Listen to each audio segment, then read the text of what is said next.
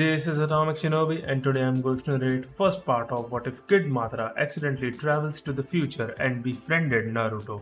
If you enjoyed this video, please like, share and subscribe to this channel. Now wasting no more time, let's start the story. At the moment, Madara Uchiha, a gifted member of the notorious Uchiha clan, was fixating on the other boy's eyes. He never blinked, and neither did his adversary, his longtime friend and rival Hashirama Senju. Madara was certain he would win this contest of staring when Hashirama abruptly yawned, broke eye contact, and scratched the back of his head. After blinking a few times, Madara yelled, "Why in the world did you do that?" There was a competition going on right then. Hashirama looked very dejected as he fell to his knees at his words. "I got tired from all this staring," he said in a similarly depressing tone. "I apologize for spoiling this contest." Madara rubbed his temples and sighed, already accustomed to his friend's strange ways.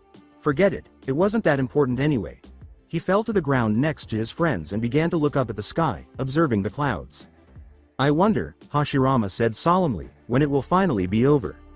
Even though Hashirama didn't go into further detail, Madara understood what he was talking about right away. He picked up one of the stones that were scattered across the floor and looked at Hashirama, who was staring at the river. He confidently declared, "We'll change things for the better," and expertly threw the stone so that it skipped to the opposite side of the river. But the stone didn't go in the direction it was supposed to and instead bounced back at him like a boomerang, knocking him unconscious. Hashirama's laughter was the last sound he heard. He probably wouldn't be able to move on from that little bastard. Every villager in Konohagakure could attest to the fact that Uchiha were rarely caught off guard.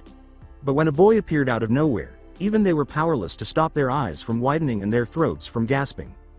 The only thing that prevented the current Uchiha from killing him right away was the fact that he resembled one and had dark, spiky hair. The thought was first expressed by Fugaku Uchiha, the leader of his clan and renowned for his ability to remain composed, but it was likely something that everyone in the room was considering. What the hell just happened? The young Uchiha groaned at the sudden noise and slowly attempted to get to his feet, blinking repeatedly until his surroundings were clear. He moaned and rubbed the area of his forehead where the stone had struck him. "That's what I want to know too," he said. He was now sporting a bruise that ranged in hue from yellow to blue. When he made the decision to look around, the first thing that struck him was the enormous banner bearing the red fan, which is the Uchiha symbol.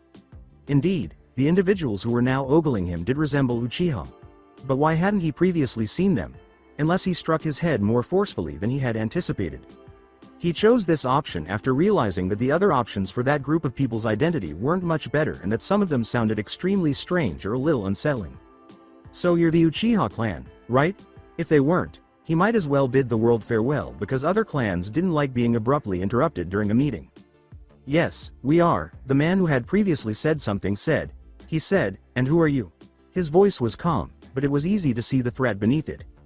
One of the most fundamental tenets of shinobi was to avoid giving strangers your entire name. Perhaps, however, he had only momentarily forgotten about them and they were not strangers at all. Madara was prepared to take the chance. "I am Madara Uchiha." He most definitely did not anticipate the responses that followed his name being revealed. While the majority of them merely gazed at him in shock, one of the larger Uchiha hissed angrily, "The hell you are?" as the man narrowed his eyes. "I am." Wondering why in the world they didn't believe him, Madara persisted. The Uchiha, who had earlier expressed his incredulity, retorted, "He has been dead for a century." "Well, then it must be another Madara as I'm pretty alive and kicking." The Uchiha threatened, "If you continue with that pathetic deception, it won't last long." "I'm not lying to anybody," Madara objected. "I really am Madara." The man who had spoken up first said, "Silence," with authority just as the other Uchiha was about to respond. Every sound in the room stopped instantly, even though he didn't raise his voice. Madara wondered absently if that was the clan's leader, but wouldn't he at least recognize him? "State your real name," the man said in a cold voice, startling Madara out of his reverie. "All of this immaturity wears me out." He wasn't alone in feeling that way, as it was. "Get it into your thick head." Madara finally lost all patience and snapped. "I'm Madara and you not believing me won't change that fact, old man." He could almost taste the tension in the air, and the temperature had dropped to its lowest point. Madara swallowed. Oh, how he lost his temper. The leader wasn't insulted by someone who just walked into a meeting. Not good, he was in a very bad situation right now. He was shocked and relieved that the man had not immediately ordered his men to put him to death for his disrespectful actions, but had instead persisted in questioning him in a cold manner. If there were any Uchiha operating under that name, I would have been aware of it. Can you at least demonstrate that you are Uchiha, since that is blatantly false? Even though Madara knew he was taking a risk, he challenged. Can you prove to be what you claim to be? The clan of Uchiha? You arrogant brat. How dare you? The previous Uchiha snarled and pulled out a kunai. Madara's body tensed at this point, and he immediately assumed a fighting stance, shurikens appearing in his hands. Didn't I say to remain calm? The Uchiha in question bowed deeply as the man, who was probably the group's leader, spoke in a dangerously quiet voice. I apologize for disregarding one of your orders, Fugaku, Sama. Fugaku gave a curt nod. Make sure it doesn't occur again. His dark eyes turned blood red, with 3 tomos for each eye circling the central pupil. As for you doubting us, he said, closing them and then opening them again. The Sharingan. Madara was definitely up against the Uchiha clan now. Madara struggled to decide whether to be appalled or delighted by this revelation. Blood-red eyes met similar red eyes as he activated his own Sharingan, recalling the man's previous request. I see, Fugaku said, battling the urge to kill the boy by strangulation and appearing thoughtful now instead of irritated. You really are what you claim to be, at least the latter part. Madara was so frustrated that he felt like repeatedly hitting his head against a wall. Why can't you believe I'm Madara? Because not only does no Madara exist in this clan, it's also rather strange that you happen to have the name of our mighty ancestor, Madara Uchiha, Fugaku said, looking eagerly at the young boy in front of him. Despite his best efforts, Madara could not make sense of the predicament he was in. Why didn't he recognize any of the members of the Uchiha clan in front of him, and why didn't anyone recognize him?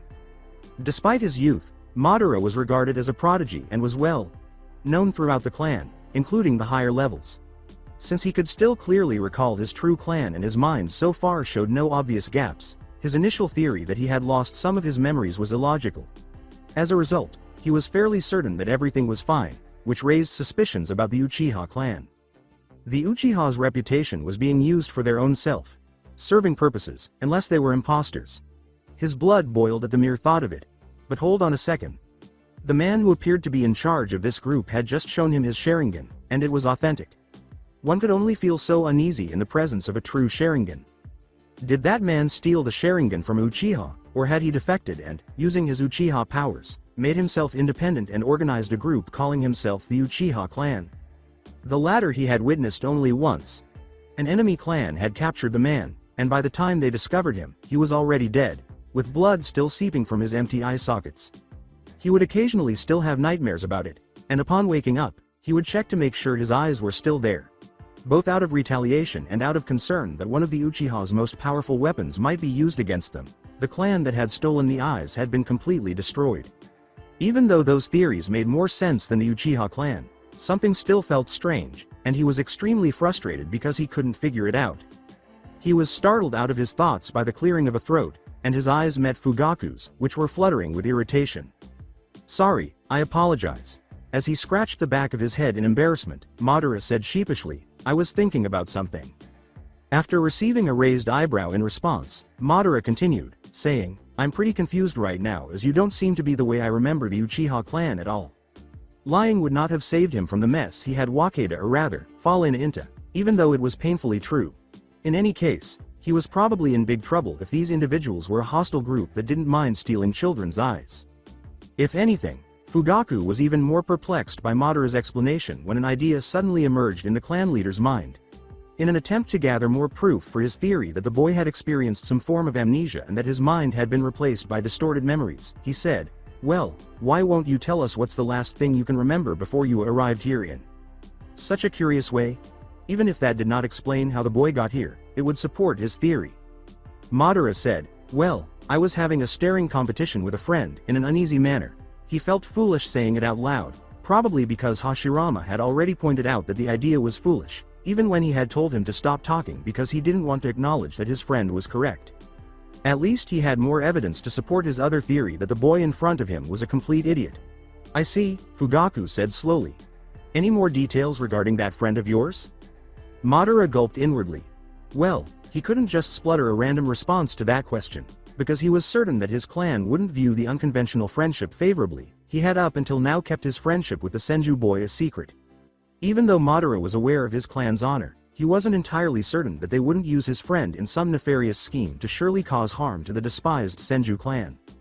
Naturally, he didn't plan to keep it a secret indefinitely. Instead, he waited for a favorable moment to reveal it, such as when he became the clan's leader in Hashirama, the leader of his own clan, and they made a truce.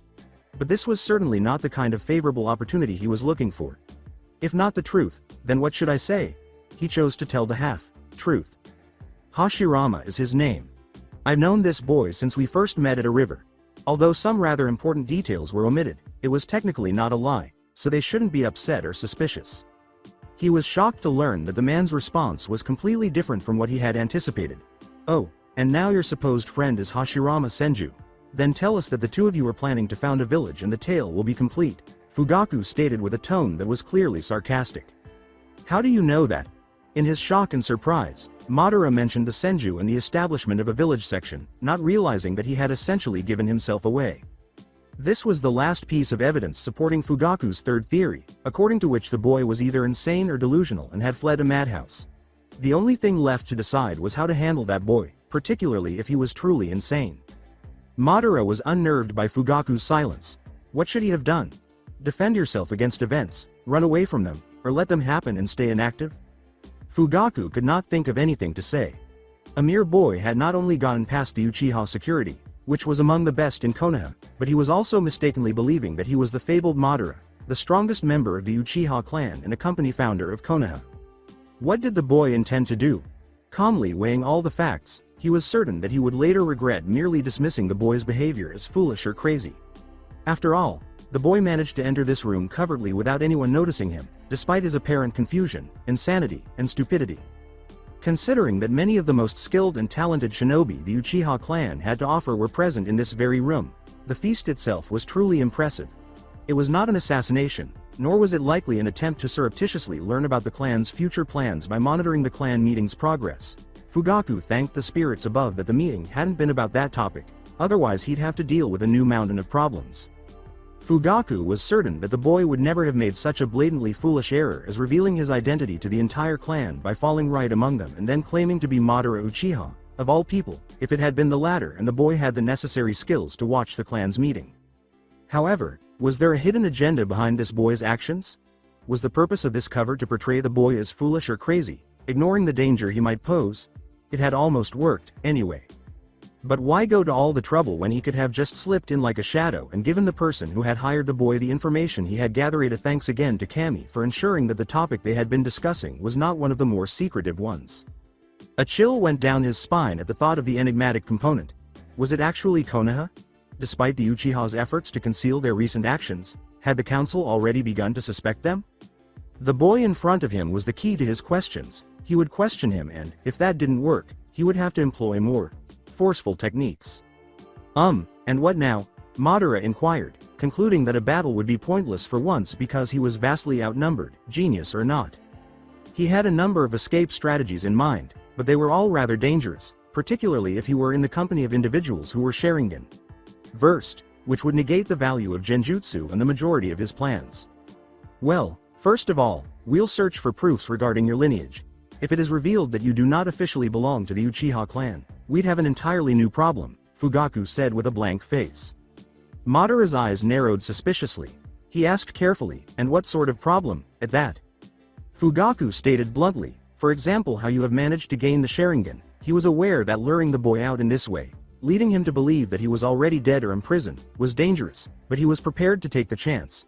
It was better to handle the issue right away because he disliked mind games and didn't want to participate in the boy's lies. And what could the boy do even if he did decide to do something when he realized his cover was no longer effective? Now, Fugaku's finest shinobi were all around him. It wasn't like a 13-year-old boy, judging by his appearance, could eliminate them all by himself. A number of the Uchihas stood up and pulled out their weapons in response to that blatant accusation. A spy. One of them hissed, the Sharingan eyes almost hidden by black bangs. Almost incredulous, Madara thought, another Sharingan user. His activation of their Sharingan ruled out the possibility that they were imposters, and he was not alone. Because the Uchiha clan would definitely notice such a grand Sharingan theft.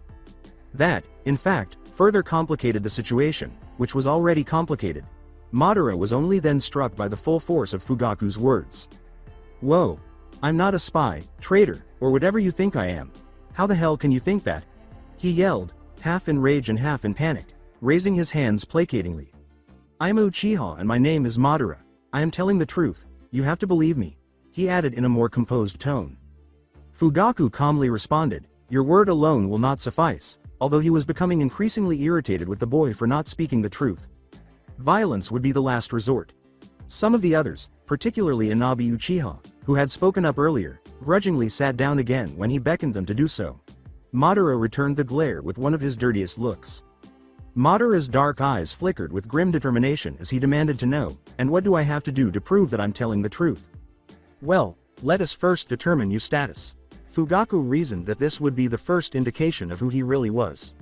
Shisui, he said to the boy seated beside him, who had up until now only observed the boy with curiosity, even after it had been made clear that he might be an enemy. He looked expectantly at Madara before trailing off, go check the clan register for Anya.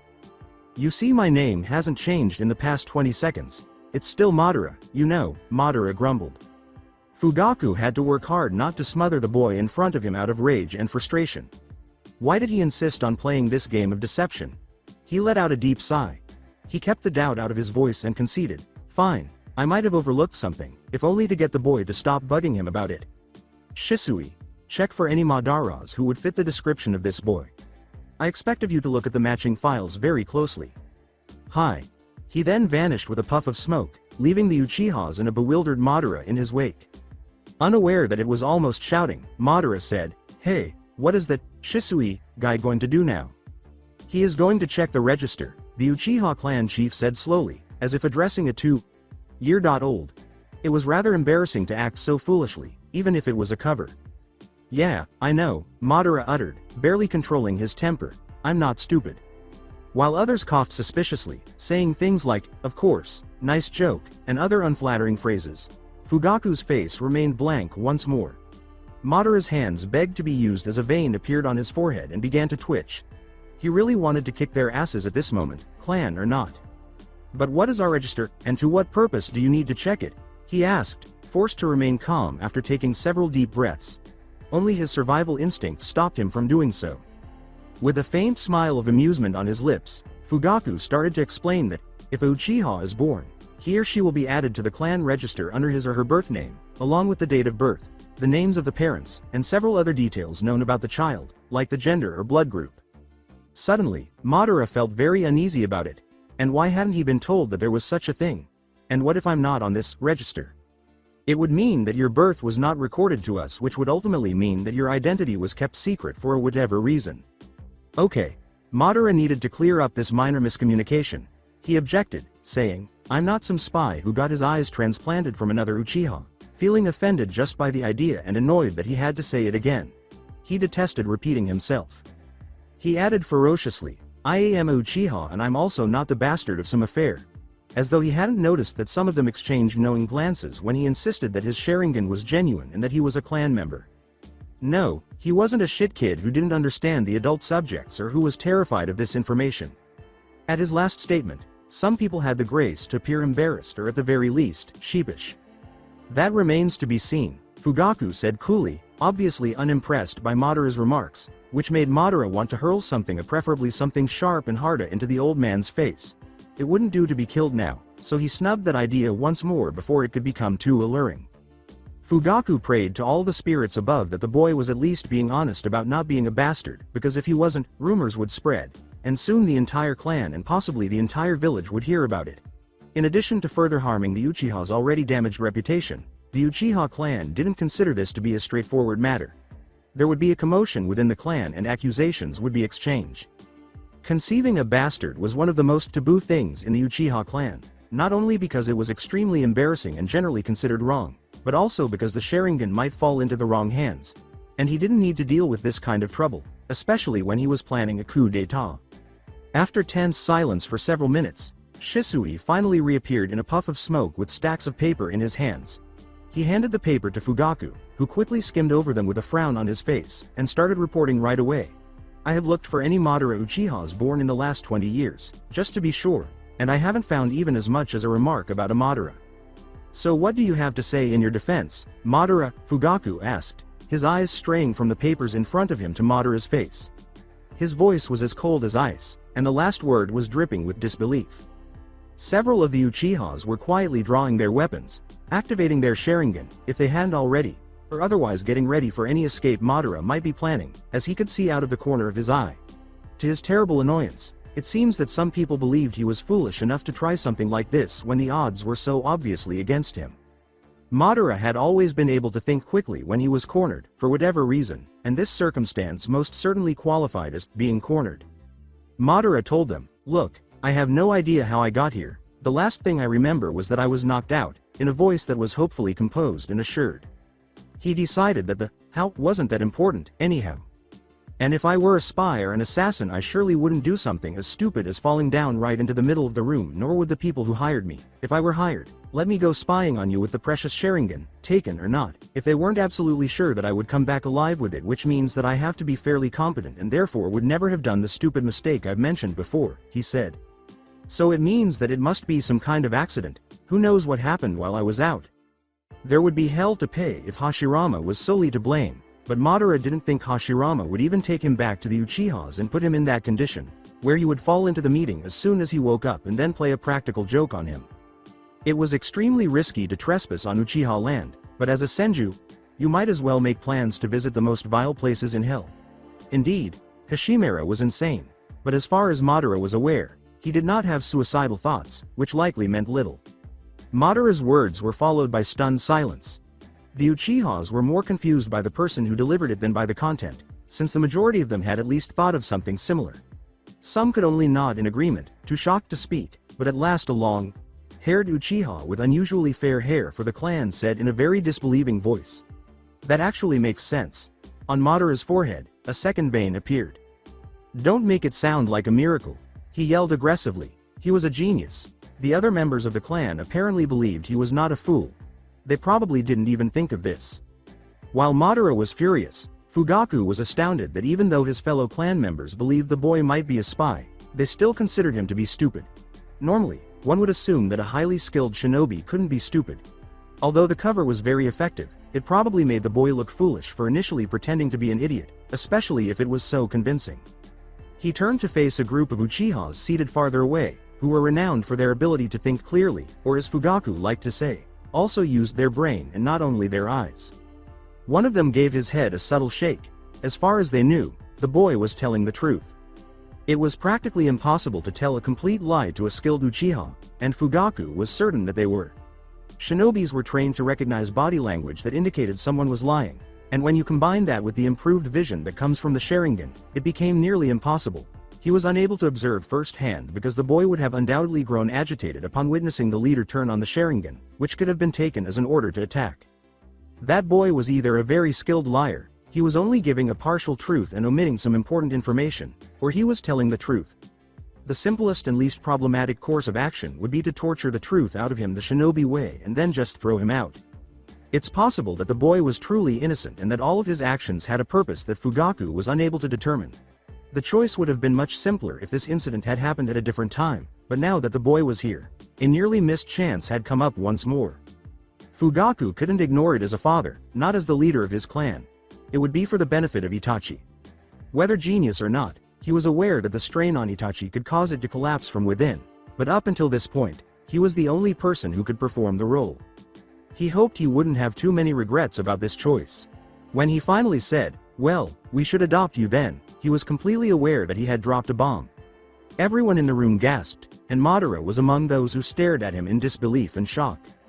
What? Adoption? Is he referring to joining the clan or his family? However, I belong to a clan. Hold on, what? Madara pondered, completely confused. Fugaku raised his hand before any of the other clan members could express their skepticism about this choice, forcing the Uchihas who were about to speak to keep their mouths shut. He made a point of saying, "We'll deal with this later," so that everyone would understand. Regretfully, the boy did as well. Madara yelled angrily, "You can't just decide something as big as this about me and then leave me out." He stopped when Fugaku gave him a glare. "Come with me, boy. I will escort you to your room and then we'll deal with all the formal things tomorrow as it is already very late." However, he had met Hashirama early in the morning, and it was extremely embarrassing to be knocked out for so long due to a stone.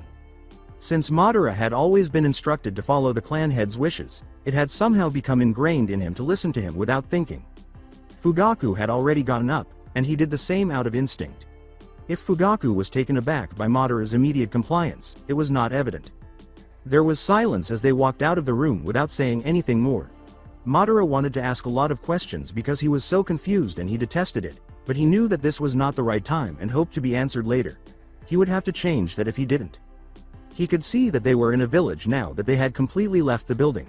Hold on, the clan had lived in a village for how long? It was risky to move in when the Uchiha still had a lot of enemies. The clan's location was kept a secret, and they frequently lived in awkward but excellent hiding places. Come here. We are right here. Come and wipe out the entire village so that the Uchiha clan won't be a problem for you anymore, was the cries of the village's inhabitants. His head began to ache. Maybe he should get some rest and then begin working through this mystery piece by piece tomorrow. Time flew by, and before you knew it, Madara was in a cozy bed, Fugaku had gone, and the door had been shut. He was dead to the world and the entire mess he had gotten himself into, and his eyelids began to drop just as quickly. Fugaku walked wearily back to the conference room, stopping briefly to look in Sasuke and Itachi's room before heading out of his house once more. Convincing the rest of the clan of his plan would be difficult. It's going to be a long night, he thought, sighing. Madara awoke slowly, expecting to find his younger brother sleeping next to him, but instead he was in a room he had never been in before. The lightheadedness abruptly stopped, and he frantically stood up and pulled out one of his kunais to scan for danger. It took him a few moments to recall the most recent incident. He threw his face into the surprisingly soft pillow and plumped back onto the bed after taking a deep, soothing breath. Yes, he still didn't know where he was and was still a member of this strange Uchiha clan. Had his brother and father realized he was gone already? Probably. Even though this whole situation was fascinating, there were still more important things to consider than the confusion he had felt yesterday and his desperate desire to find answers to his questions. The panic, shock, and confusion were probably to blame, but he couldn't believe the thought had only just occurred to him. Madara had to return home in order to locate his family and the clan he was familiar with. He would later learn the clan's true identity. Additionally, this adoption process was pointless because he already had a wonderful family that he needed to return to. He leapt through the open window and out of the house, landing softly on the ground just in front of Fugaku. Then Fugaku raised one eyebrow and said, "Having a morning walk?" Madara honestly said, "No, I wanted to return to my family, since everyone already believed he was a spy and it wouldn't help if they discovered he was lying. All he could do now was hope the clan chief would release him." At last, the composed mask started to break. Shocked, Fugaku sputtered, "Family?" Slowly, he said, "Yeah, my blood relatives, the ones I spent my whole life with. They have probably noticed that I've gone missing." With bewilderment on his face, the elderly man asked, "But I thought that you had no family?" Giving his own name to a stranger was one thing, but giving the names of the people he cared about was quite another, and he didn't care if suspicions were raised because of it. "I never said anything like that, you simply assumed.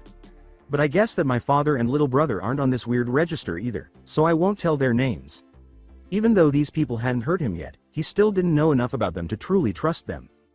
Fugaku asked sharply, his eyes narrowed to tiny slits, "Are they Uchihas?" Madara replied, "Yes, they are," but then he had an epiphany. It was logical, he wasn't referred to as a genius for nothing, haha. When Fugaku saw the boy's face light up, he asked, bewildered and curious, "What's the matter?" Madara's loud cry, "The clan split up," startled the nearby birds. "I suppose that either a member or more of your clan or some of mine defected and went away, forming their own Uchiha clan. That would explain why there are two Uchiha clan in existence," Fugaku explained, his expression growing even more perplexed. Fugaku's mouth opened like a gaping fish for a moment, but he didn't say anything. But he quickly collected himself and said, "What?" in a toneless voice. Madara frowned and went into further detail. "Look, when I woke up in the middle of a group of people who claimed that they were the Uchiha clan, I was confused as hell, because I didn't recognize any of you from my clan." "From your clan?" Fugaku asked again, his brows furrowed in perplexity. "Yeah," Madara said, nodding his head. "Up until now, I've been living in a clan that is also known as the Uchiha, and the more skilled of them also possess a Sharingan." He was unsure of how to proceed, hoping that the man would eventually understand. Thankfully, the clan head's eyes widened as he realized. He took a sharp breath when he realized the full impact of those words and what they meant. He gasped and appeared extremely surprised and shocked. That's an unforeseen development, he said. Madara said, yeah, it is, but he appeared to understand this much better. He did this not only because he thought of it, but also because the man's refusal to let him go made him increasingly irritated. He was only able to be appropriately shocked and surprised by this new discovery after he reassured his family, especially his younger brother, that he was okay and that they shouldn't be concerned. Madara thought about simply fleeing for a moment, but he quickly brushed it off because he was still in the territory of the other Uchiha clan and it was unlikely that he would make it safely. But if the man did say something, rather than just stare at some unidentified point in the sky, seemingly thinking about what to say, he would feel a lot less irritated and impatient. Madara resisted the urge to yell or hit something to release his tension for what seemed like an eternity before Fugaku finally spoke, his face once more unreadable. Are you telling the truth or is that simply part of your cover? Madara couldn't decide whether to kill the man for being so damned annoying or simply jump off a cliff and be done with it. He bet that all of this stress would cause him to develop wrinkles under his eyes, just like his father. I find it very unlikely that no word of such a clan has ever reached our ears, and Fugaku went on, failing to notice Madara's internal conflict. That's why I said they went away, far away, stopped Madara, who had finally had enough.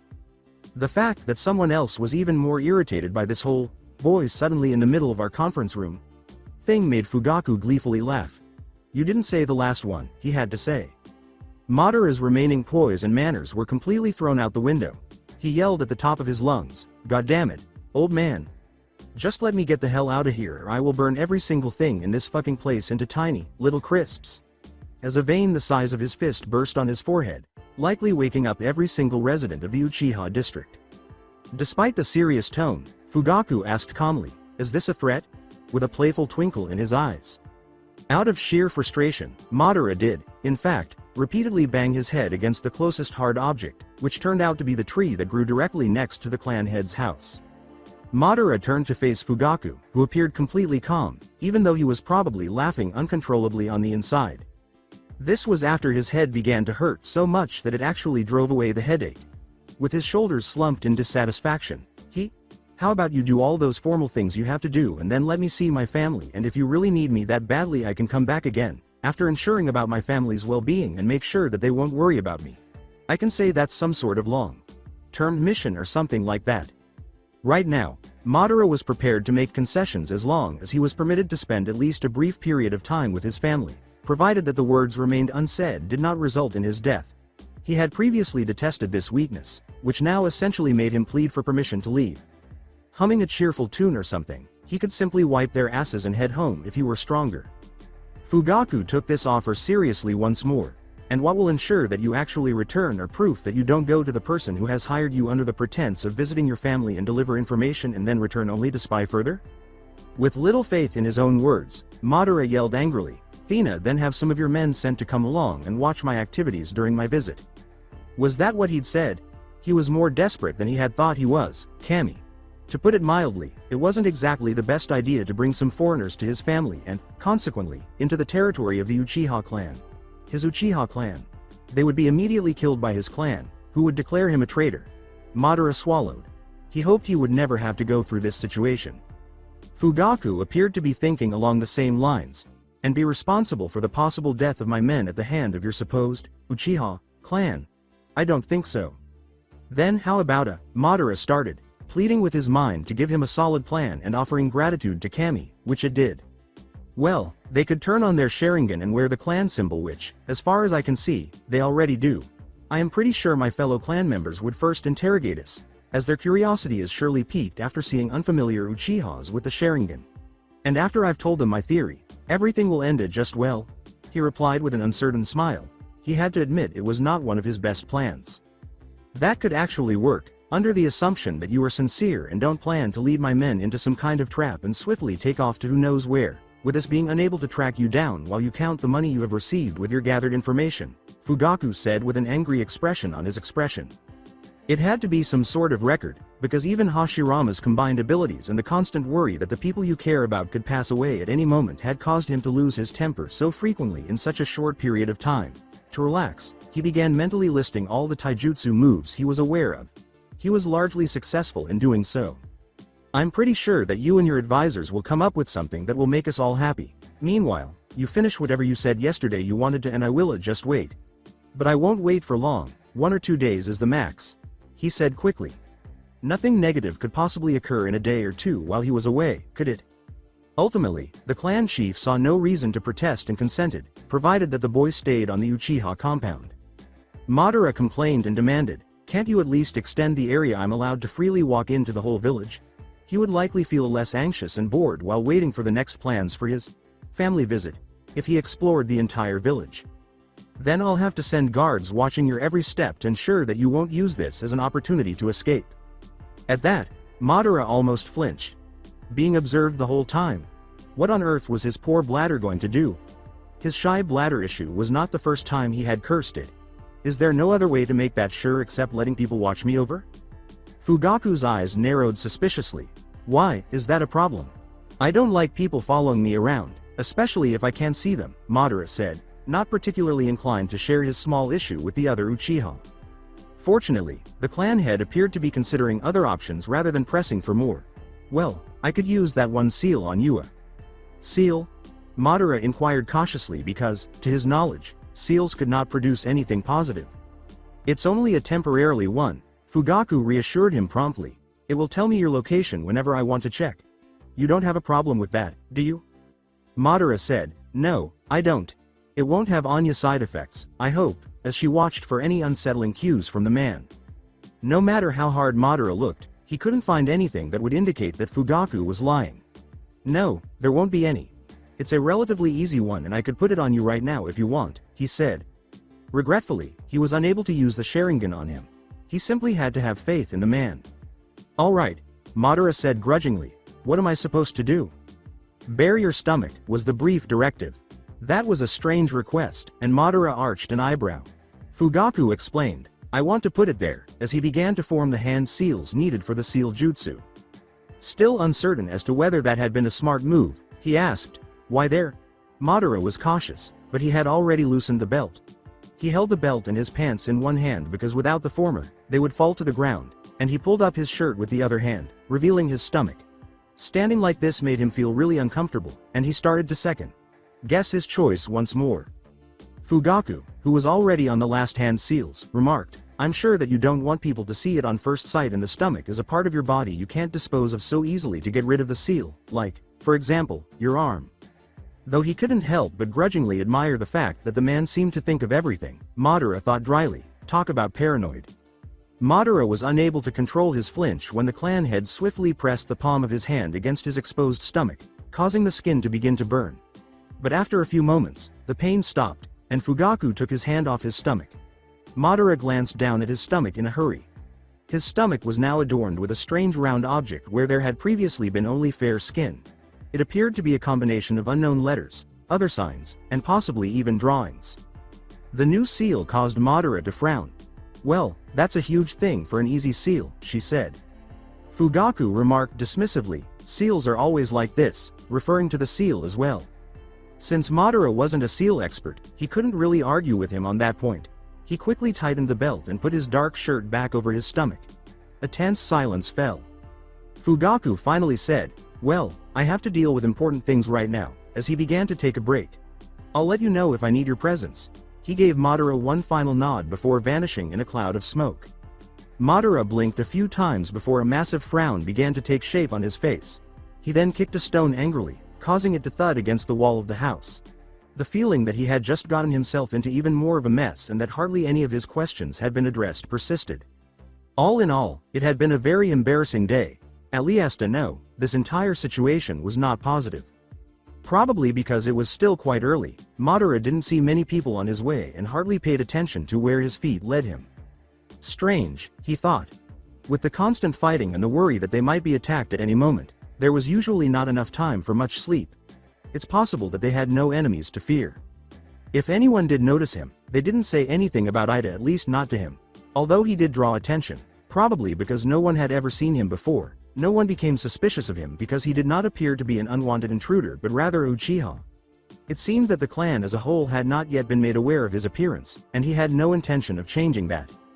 Given the numerous buildings and the overall size, which was astoundingly larger, though that might only be the case for Madara because he had never been in a city, he eventually found himself standing outside the compound and had a better view of the village, or rather, the city. Now what? His stomach's growl gave him the answer. As it turned out, it's time to eat. Madara had to acknowledge to himself after a considerable amount of wandering that he had no idea how he was going to obtain food. He didn't want to give the elderly man any more grounds for suspicion, and there was nothing he could hunt, at least not within the boundaries of the village. In addition to being hungry, he was also exhausted, most likely as a result of the stress brought on by the recent events. Since he was in no condition to do anything useful anyhow, he took a seat beneath a tree that shaded him with its shadow. He fell asleep quickly, just like the night before. Madara searched frantically for the bushes, wondering why there were so few of them and so many people. He decided to give it another go after waking up with a very empty stomach, and fortunately, he had stumbled into a shop that sold food. But as soon as it became clear that he had neither money nor at least money that was valuable in this village, he was immediately expelled. As he muttered to himself that he would burn this shop to the ground, on his list of things he would do once he was the head of the clan, Madara quickly searched for another store while taking in all of the exciting new things in the village. Perhaps his stay here wouldn't be too bad. He'd finally sat down at a small restaurant called Ramen Ichiraku, after being ejected from 4 stores and 2 eateries, where a fantastic stench had emanated, and vowing revenge after each impolite rejection. When a particularly loud groan came from his stomach, the staff members there felt sorry for him and kindly gave him a complimentary meal. Kami also enjoyed this noodle soup. It had been almost as delicious as inarizushi, his favorite dish. He had expressed his appreciation to them and pledged to pay back this debt before leaving. His predicament had begun to take shape around that time. Madara's bladder now painfully reminded him that he had been offered a lot to drink in addition to a lot to eat. And there were people everywhere he looked, individuals, individuals, individuals. Why was this village packed with people? Was there no privacy in this place? After repeatedly cursing his luck, he finally found a remote area in the village with some lovely bushes. Rapidly loosening his belt and stopping in front of the bushes, he dropped his pants and relieved himself while running as if possessed. What a wonderful feeling it was to be permitted to urinate after all this time. But that wonderful moment was cut short when a blonde object appeared out of a bush and a shriek was heard from the bushes. Madara was so shocked that she could not move or even talk. A young blonde boy with blue eyes and strange facial marks exclaimed painfully loudly, there's piss on my head," as he struggled to remove the foul liquid. The two of them, Madara with his pants down and the blonde boy with pee in his hair, looked at each other in shock and disbelief as their eyes met. The day had just gotten worse at this point. One would be met with an extremely odd sight if they were to walk into this scene. There was a little boy with blonde hair who was clutching his hair as if he was trying to get rid of something, and another boy, older and larger than the first, who was unable to move due to shock and had his pants down. Madara, however, quickly awoke from his daze and realized that he was still standing around, half naked. He quickly pulled his pants up and prayed to all the gods he knew that no one else had witnessed him in such an unworthy state. "What the hell are you doing in a freaking bush?" Madara yelled, giving the brat a furious look. The boy appeared to be awakened by the sudden noise as well.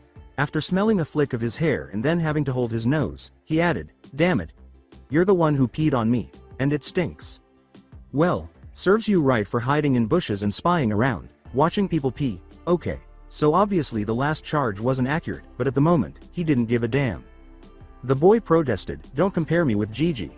After regaining his composure, Madara questioned, "Who the hell is Gigi, and if you're not a way too young pervert, what were you doing then in these bushes?" Screaming at a small child didn't really help, after all. The boy yelled, "Gigi is the Hokage and really arrow, and I was trail training." Why did the boy continue to yell when they were no longer even fighting? Training. His voice was brimming with disbelief. He asked, purposefully ignoring the child's previous comment regarding one of that Gigi's less admirable qualities. "In bushes? Do you really think I would believe that? And what's a Hokage? Fire shadow, what's that supposed to mean?" Madara could tell by the child's horrified expression that he must have asked a very dumb question. However, the boy's surprise soon gave way to laughter as he became amused. He said, "Haha, you're really stupid," with one hand firmly gripping his stomach and the other pointing at him in a rather impolite manner. Madara's forehead had a popped vein. With his younger brother Izuna being the only exception, of course, people questioned why he didn't get along with brats. Madara, with the restraint of a saint, said, "I'm not from here, so I don't exactly know a lot about this place, so could you please answer my questions?" The brat had better respond right away because, given the circumstances, he was being absurdly polite. The boy appeared perplexed for a brief moment, but that was soon followed by some sort of insight. His phrase, "You're not from this village, so you don't actually hate me?" made Madara uneasy. The last sentence was clearly a slip of the tongue, as the boy bit his lips. His eyes narrowed as he asked softly, "Do you mean to say that the villagers hate you?" Even though the boy was annoying, unless there was a serious problem with the village or the boy, annoyance alone was not grounds for hatred. The boy lowered his head in response to the question, but after what seemed like an eternity, he muttered, "They do, but I don't know why." But, raising his head, his blue eyes gleaming with fierce determination, he said, "I will become Hokage and surpass all the ones before, and then people will respect and acknowledge me." There was a pause after his impassioned statement. The boy finally said, "You don't laugh?" His voice was full of surprise and incredulity, and it was obvious from his face that he thought Madara would burst out laughing at any moment. Madara crossed his arms and said, "How can I, if I don't even know what a Hokage is?" The boy went on to explain, "The Hokage is the strongest shinobi and the boss of the village, everyone respects him." Oh, he chased after an apparently unachievable goal, which is why he expected him to laugh. Well, the boy was unaware that Hashirama had already subjected him to a great deal of crazy talk. Madara remarked, "I don't laugh at people because of their dreams," since he too hoped that Hashirama's absurd, small dream would one day come true.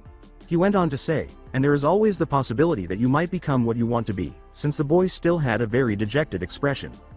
He was not prepared for the boy's face to light up like a tiny sun when he heard these words, and a broad smile that almost split his face in two appeared on it. With wide blue eyes staring expectantly at him, he shouted, "You really think so?" in a delightful way. After all, what could some encouragement do? Madara simply didn't have the heart to dash the boy's hopes. Yes. But he couldn't think about it any longer because he felt warm arms envelop his waist and he was suddenly in a hug that crushed his bones. That boy had incredible strength. He pushed the boy away gently but firmly, did he hear the crack of a rip? And said, "Don't take it the wrong way, I have a bruise and it hurt like hell when you hugged me." Seeing that his justification didn't sound very credible, he quickly changed the subject and asked, "What's your name, anyway?" Naruto greeted everyone as Naruto. Naruto Uzumaki. Why do these villagers always pronounce their family names like shurikens? It seems as if nobody had even bothered to study the rudimentary shinobi rules. Or perhaps such things weren't necessary in that village. He dismissed this idea right away because it sounded too absurd to be real. And he could have sworn that the name Uzumaki was familiar, that it belonged to some clan in another nation. He could give it some thought later. Were they that fixated on ramen? Naruto? What kind of parents would name their child after something ramen related? Ramen was delicious, but they still named their child after it. The bow. Naruto frowned and cast his gaze to the ground. Darkly, "I don't have any parents," he stated. Oh. His use of the phrase, "Cheer up, my mother and 3 of my brothers are dead too," almost made Madara wince. Was that what he had just said? For some reason, it made Naruto feel better. He asked hesitantly, "What's your name?" Madara. Screw the majority of fundamental shinobi rules and give him his family name as well. Madara Uchiha. Naruto's gaze expanded. "You're a Uchiha?" Madara narrowed his eyes and asked, "Something wrong with that?" He was clearly not pleased with the boy's tone. "Well, there's a Uchiha in my class. His name is Sasuke and he's a real jerk and the other Uchihas are weird." Ignoring the comment regarding that Sasuke, Madara questioned, "Weird? After all, was there really a problem with that clan?" Not understanding the animosity directed at the boy at all, Madara thought angrily, It's like they avoid me but not like the other villagers. This suggests that the other villagers still avoid him." Naruto went on to say, "Like they don't want people to see them around me." That was an interesting fact. The only questions that remained were why the villagers detested the boy and what specifically about him made the Uchihas avoid him like a contagious disease. Naruto, for the most part, didn't seem to know, so he asked a different question that he had been wondering about since they first started talking or whatever it was they were doing at the time. He didn't really have anything better to do, so he said, "Well, what did you actually do in these bushes? If it's cool I might join in." As though determining whether Madara was reliable enough to be informed of the covert plan, Naruto's eyes narrowed into tiny slits and he examined him closely. It seems that he went by while Naruto muttered, "Red," yelled a little louder than normal. I was trying to decide which cans I want to take with me because I can't carry them all. Cans? Naruto gave a nod. Cans filled with color. I want to paint the Hokage mountain. Madara scowled. Hokage mountain. Naruto pointed to something behind Madara, who turned around and looked up. There, he said. Oh, that massive mountain that loomed over the entire community. How could he possibly have missed it? However, he had been more preoccupied with the stores, people, and bushes. Presumably, the 4 Hokages were represented by the 4 heads carved into the mountain. However, he had a strange copyright vu feeling when he looked at the one on the far left. What's the name of the one at the very left? With a sheepish expression, Naruto replied, I dunno. Maybe the instructor said something and I didn't hear. Madara had to use all herself. Control not to give the boy a very disbelieving glance. How could you not be aware of the names of your own leaders, particularly if you had aspirations of becoming one in the future? Memorizing the names of all the Uchiha clan heads of those whose names had been recorded anyhow had been a bitch, but it had almost driven him crazy. And instead of memorizing the names of 257 clan heads, he only needed to memorize the names of 4 Hokages. It was rather confusing that he hadn't missed the one word despite his outrage. Instructor? Naruto had glanced absently at the faces of the Hokages, seemingly already deciding which colors would best suit them. Madara asked impatiently, you mentioned instructor, care to elaborate? Naruto clarified, they are the academy's teachers. Wait, academy? A bell rang in his head somewhere. Naruto looked at him strangely, don't you know? Not from this village, remember? Naruto cocked his head to one side in response, seemingly thinking about something. He started slowly. But you're Uchiha, he said. Don't they all live here? He inquired, blinking puzzledly. Madara sighed and said, it's a long story, one he didn't feel comfortable sharing with the boy. Fortunately, the boy didn't ask for anything else. Brightly, Naruto pulled a can from the bushes and held it in front of Madara, asking, so y'all want to help me? Madara, of course, was a little skeptical. Who knew where those cans had already been? Why did you put them in the bushes? The conclusion was inferred, because I wanted to decide which cans I take with me. Can't carry them all alone. Madara smirked as he said, yeah, but it still doesn't explain why you needed to do that in the bushes. Why not somewhere else where you don't risk the possibility of being peed at? Naruto pulled a face. Don't want the other villagers to see my secret plan. And people go to the toilet when they pee. Toilet? Madara blinked. The word was unfamiliar to him. Naruto's turn now was to give him a disbelieving glance. The place where you go and pee. That thing you sit on and then you push something and everything goes away, he continued to explain. I see, Madara said, not seeing at all. He added the word, toilet, to his list of things he wanted to learn, which was getting longer and longer in his mind. He reminded him, you still haven't told me about that, academy, thing. Oh, Naruto slapped his forehead and said, it's the ninja school where you learn how to become a ninja. Madara insisted, and after that? Because he couldn't shake the impression that it sounded familiar. Naruto exclaimed, then you graduate and become a genin. The person was now jumping up and down with excitement, most likely already imagining what it would be like to be a genin. Alright, and what's a genin?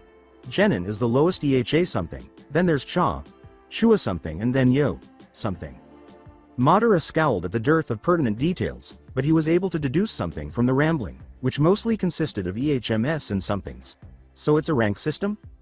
Naruto said, yeah, sounds right, while crossing his arms and cocking his head to one side. We had that in the last lesson but I can't remember. Madara was already so frustrated that he couldn't remember how many times he'd wanted to slam his head against something, just try harder.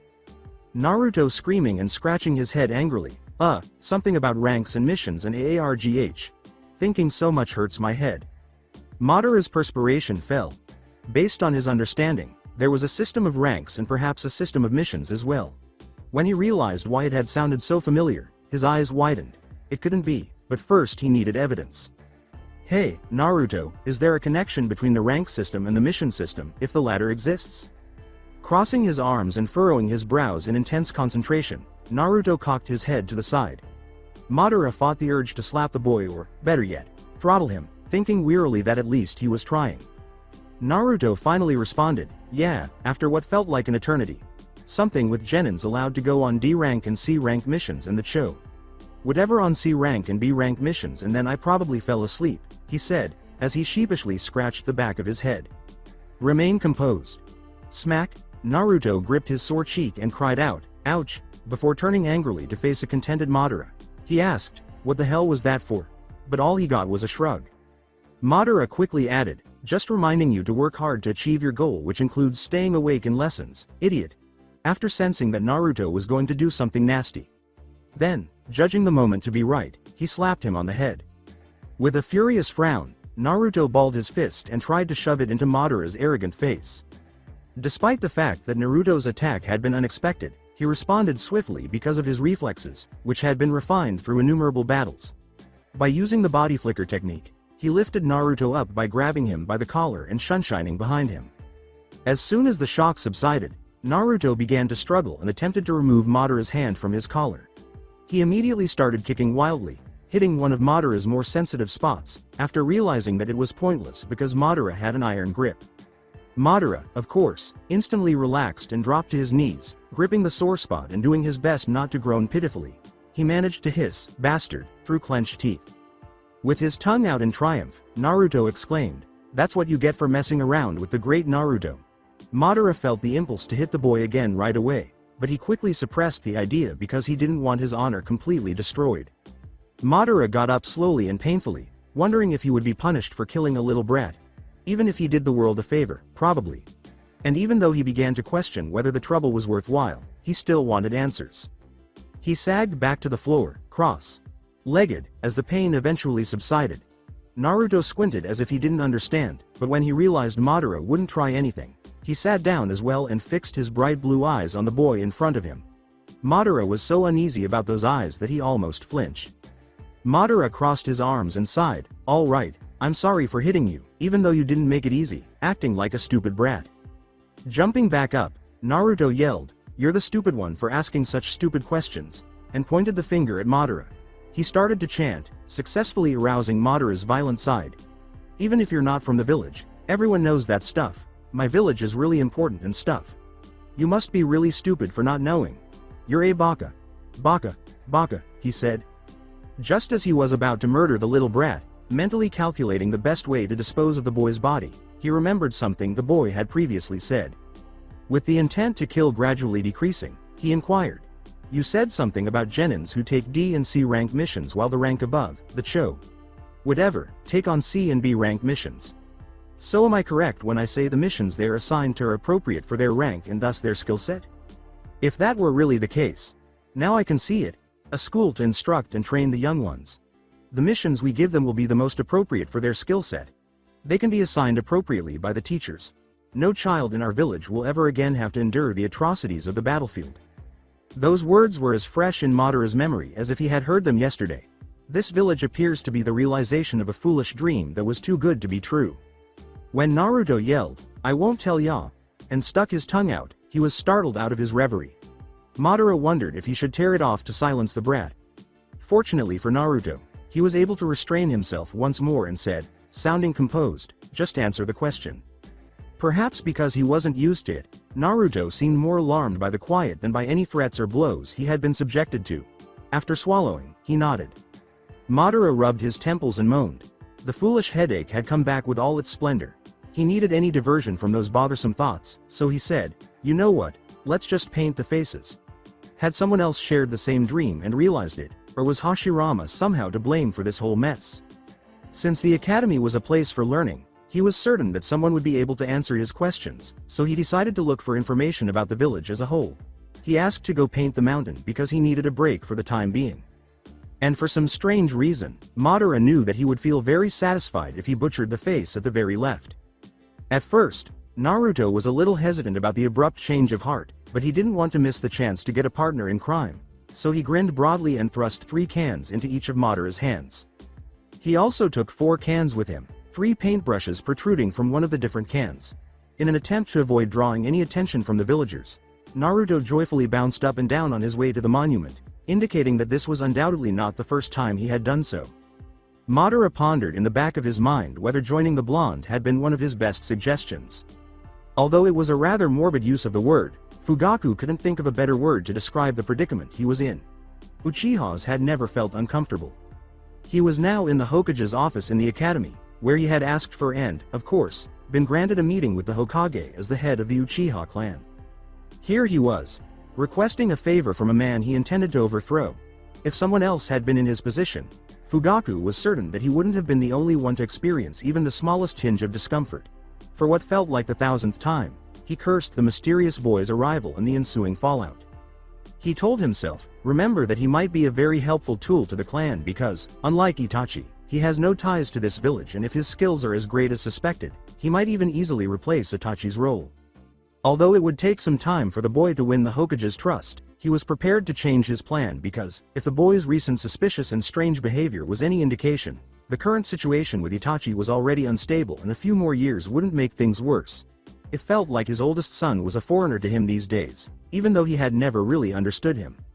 He forced himself to ignore these unsettling thoughts because he had far more pressing issues to deal with than whether or not he had been a good father to Itachi. The former was exemplified by his current circumstances. Sitting behind his desk, puffing on his pipe, the Hokage looked over the forms Fugaku had already completed, some of which were still blank because he would be meeting with the boy later to ask him about personal details.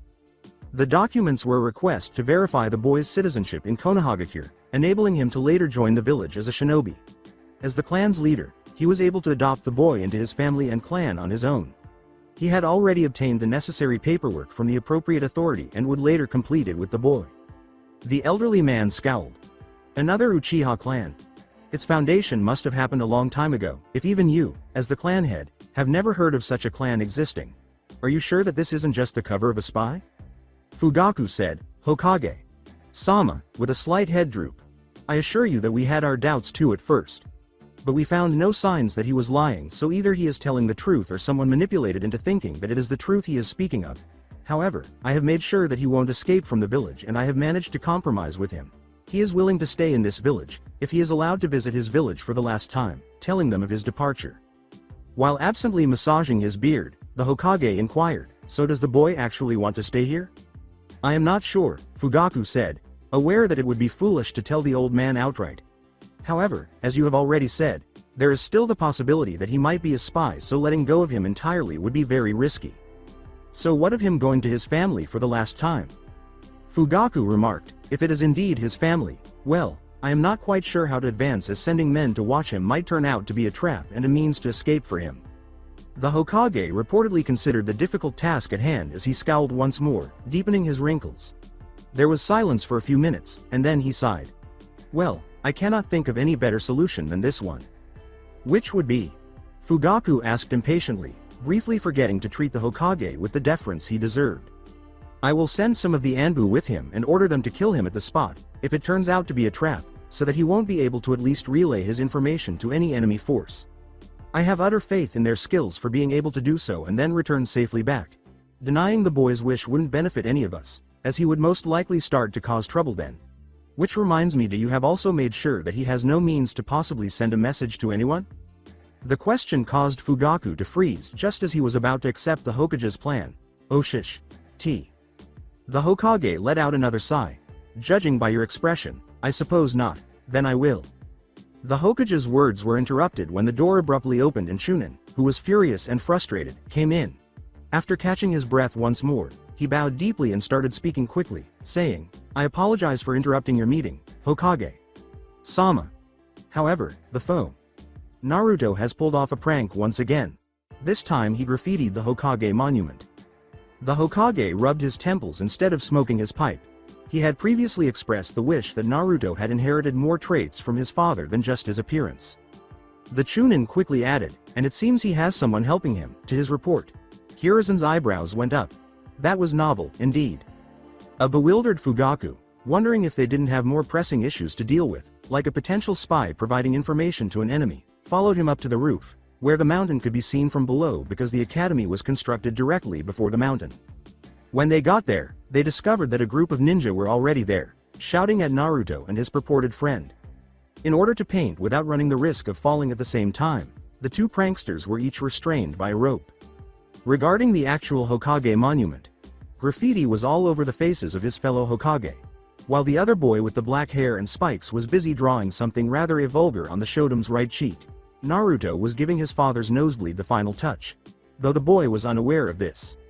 He heard someone moaning next to him, and he caught a glimpse of Fugaku burying his head in his arms and muttering something about brat, wanting to strangle, nothing but trouble, and Kami. Sama. He asked himself, what have I done to deserve this? To put it mildly, it was a strange sight because Uchiha and the clan chief in particular never became so agitated. Since Fugaku never seemed to be so affected by Naruto's antics, Hiruzen wondered absently if it was the mysterious boy's fault. He paused his observations to hear the shouts of the shinobis. Naruto! What the hell do you think you are doing? How dare you, brat? Who is that boy next to him? Is it a Uchiha? Hiruzen's eyes grew wide with insight. That was the foreign boy from Uchiha. But when he witnessed Naruto sticking his tongue out, making the shinobi mob even more enraged, and then giving the Uchiha boy a high five, he couldn't help but smile a little. And when he heard the dull bang of Fugaku's head hitting the wall, his smile only got bigger. That boy, Madara, whose name was an intriguing choice, might improve things with his arrival.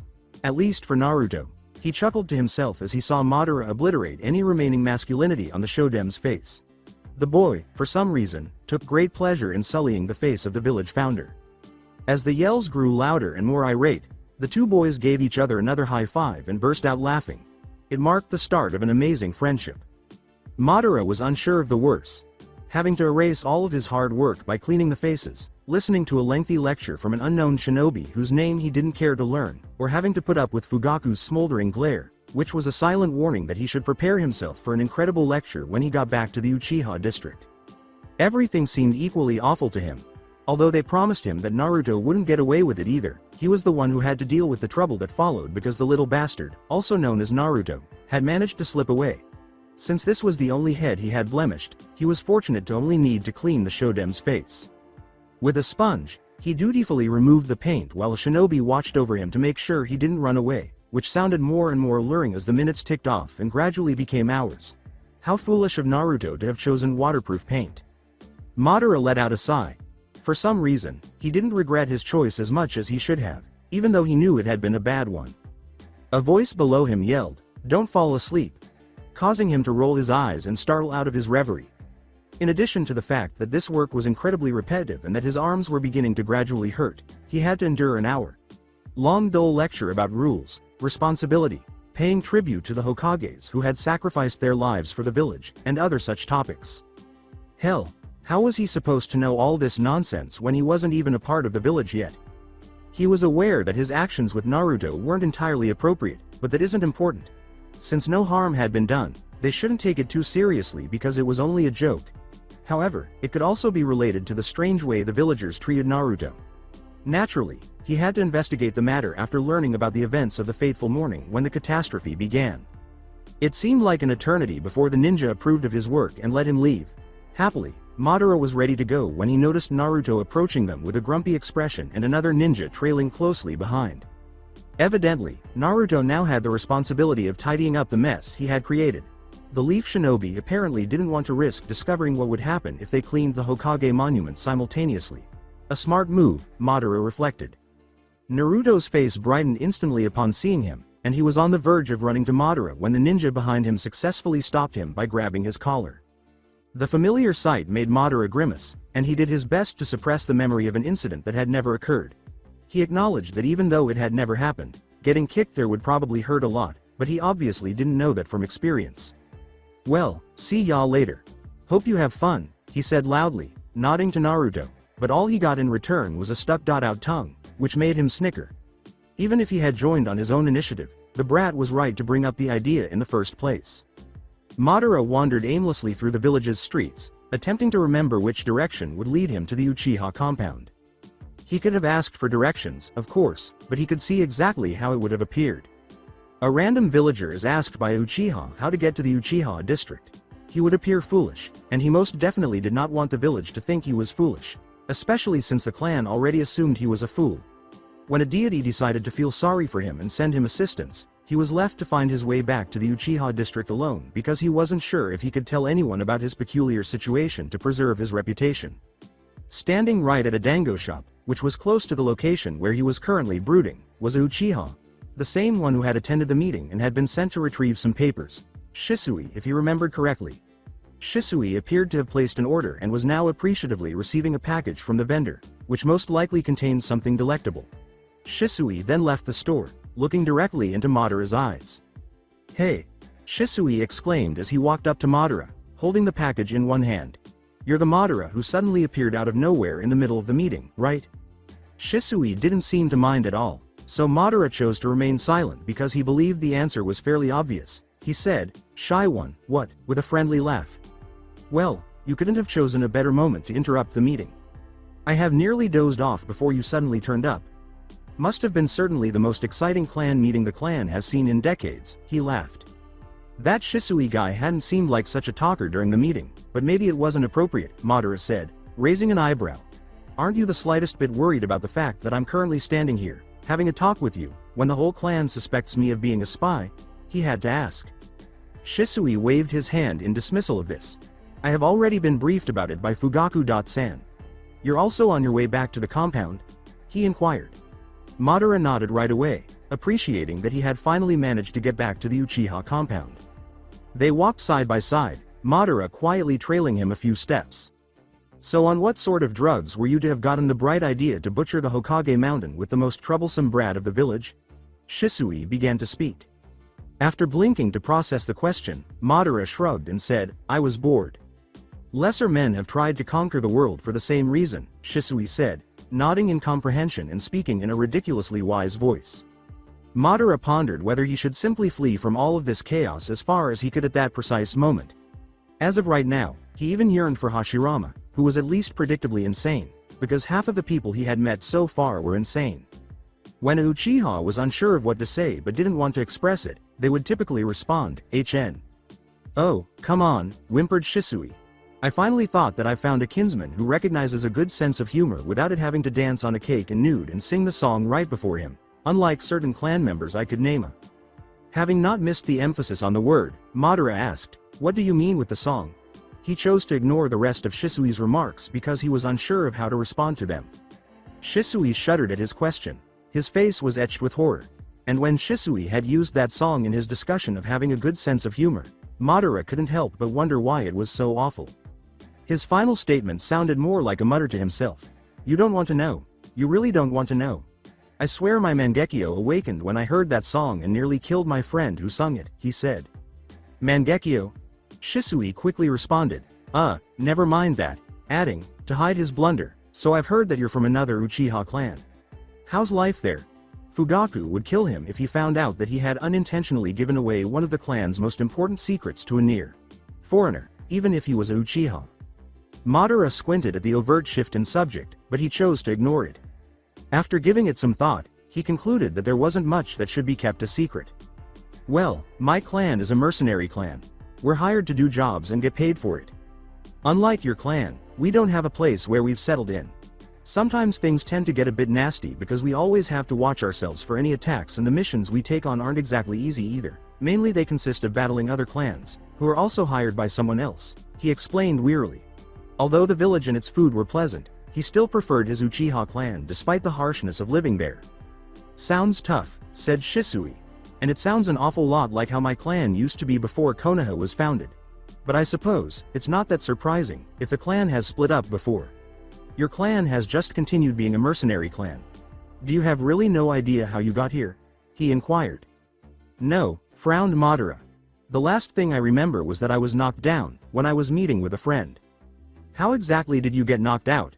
Maybe you were attacked and then kidnapped?" Madara said, "No," in a tone so definitive that it seemed like there was nothing more to it. Shisui heeded the advice. "Did you consume a high amount of alcohol before it happened?" "The strangest things happen when you're really wasted, especially if you're a Uchiha and have already obtained the Sharingan. For example, you activate your Sharingan and cast really strange genjutsu, mainly on yourself, and see very bizarre things, and once you wake up, if you can remember anything at all, you have no idea what was real and what was not to mention all of these weird looks you get from the others afterwards." "I take it that you speak from experience," Madara observed sardonically. "Besides, I have never drunk before in my life, so I can safely say that that's not a possible explanation either." "You're what, 12, 13? I don't think it's a matter of age then. Shinobi always grow up faster, mentally at least, probably because our lives aren't that long." "Yeah, but I don't want to waste my time with such things as alcohol. And now my hope of having a fellow clan member with a sense of humor is entirely shattered," Shisui murmured. Madara questioned impolitely, "What, because I don't want to drink alcohol?" Screw crazy people. He had just met someone who was even more bizarre than Hashirama at his most bizarre, and he must admit that this idea terrified him to no end. No, but your whole attitude suggests a lack of good sense of humor, although you're not half as hopeless as nearly the rest of the clan. If I didn't know it better, I would say that the Sharingan kills off any sense of humor because most of them at least understood the meaning of fun before they got it. Madara was about to point out how foolish his theory was, even if it had the slightest bit of truth, when he found himself standing in front of the Uchiha compound's entrance. "Well, looks like we're finally home," Shisui said with a smiling expression. After exhaling a puff of smoke, he said, "It was nice talking to you, but I have just remembered that I have to give a report to Setsuna-san, so bye," and left. After blinking in bewilderment, Madara shook his head and pushed the memory of this conversation into the back of his mind, where he had already lodged the lone memory of his little brother's birth that he had inadvertently entered. This was probably the worst trauma he had ever experienced, and it was a minor miracle that he hadn't woken up his Sharingan when he saw it. It had taken him some time to be able to look at his mother and his baby brother without wanting to tear his eyes out or throw up all he had in his stomach. He decided that he was going into dangerous mental territory and hurried to the clan head, grateful for any mental diversion that was available. In the end, he stood before the door to Fugaku's room after having to ask multiple Uchiha for directions. He had to leave the compound again to go to the headquarters of the Konoha military police force, where Fugaku was supposed to be, and he also discovered that he was not only the clan head but also in charge of this organization, information that might prove useful sometime in the future. He knocked tentatively. Madara came rushing in and said, "Come in." Fugaku was seated behind a desk with stacks of papers strewn all over it. The clan head appeared to be concentrating on the paper in front of him, his brows knitted. Despite the fact that he hadn't been particularly courteous to the clan head in their previous exchanges, Madara figured that sitting in front of him would not be viewed as rude when Fugaku remained silent. When Madara took the seat in front of him, Fugaku at last looked up. He filed the paper away and focused all of his attention on the boy. "You're sure working hard," expressed Madara. Fugaku informed him, "I'm working on a murder case, so you can see that I don't appreciate it that you have even added more trouble to the mountain of problems I already have," Fugaku said coldly, his narrowed eyes piercing a nervous Madara who actually wished for a simple lecture now. "And there are no witnesses, nor has the culprit left any visible signs which could be traced back to him, and all the suspects, who might have a motive for committing this crime, seem to have a foolproof alibi. Well, I feel really sorry and I promise that I won't do it anymore, so can't we just skip the lecture and proceed with the stuff you need my help with?" Madara offered. "You're lucky that I don't have much time, otherwise you wouldn't get off that easily. Though I can't help but wonder, what in the 6 paths of the sage convinced you that going along with the Bratz scheme would be a good idea? And is there any reason why you had taken such a great interest in especially blemishing the Shodem's face?" Fugaku wanted to know. "I was bored and I'm separated from my family, in a totally unfamiliar environment, surrounded by another Uchiha clan, and I don't even know what the fuck is going on," Madara exploded. His dark eyes flickered with something like despair as he asked, "Can you really blame me when I just want to do something to distract myself, to momentarily forget this whole mess?" Fugaku's face grew softer. "I can understand, but it still doesn't excuse your behavior." Madara assured them, "Don't worry, it won't happen again."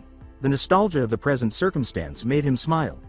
It brought back painful memories of the times his father, the head of the clan, had reprimanded him for being careless, foolish, or both. The clan head pulled out the documents pertaining to the boy's adoption into the Uchiha clan and his registration as a Konoha citizen, ignoring the boy's amusing expression.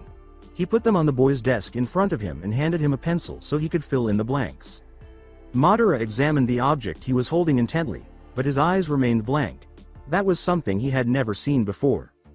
As he watched the boy gaze at the pencil as if it were a gift from the gods to humanity, Fugaku concluded that perhaps the boy was truly a fool and had simply grown too suspicious over the years.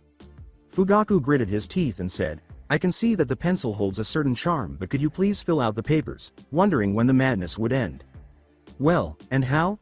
Madara inquired, searching the area for any ink and brushes. "With the pencil you're holding," Fugaku said slowly, as if he were attempting to explain a complex term to a young child. Looking at the pencil with fresh curiosity, Madara exclaimed, "You can actually write with that thing?"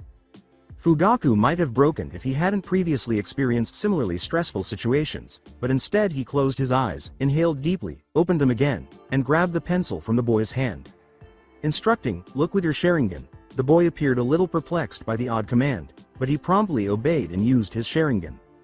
After making sure the boy had watched long enough, The clan head handed the pencil back to a puzzled Madara and started writing something on a piece of paper he no longer needed. "I hope that you have looked closely and that you're now able to utilize a pencil," Fugaku replied. "You can read and write, do you?" As he had observed Fugaku doing, Madara eyed the pencil and said, "Of course I can," before placing it on the paper with its black tip touching the paper. Although not strictly required, writing and reading were prerequisites for becoming a shinobi, at least for those who wanted to lead their clan. Madara started writing down the necessary details after quickly scanning the papers, occasionally seeking clarification from Fugaku.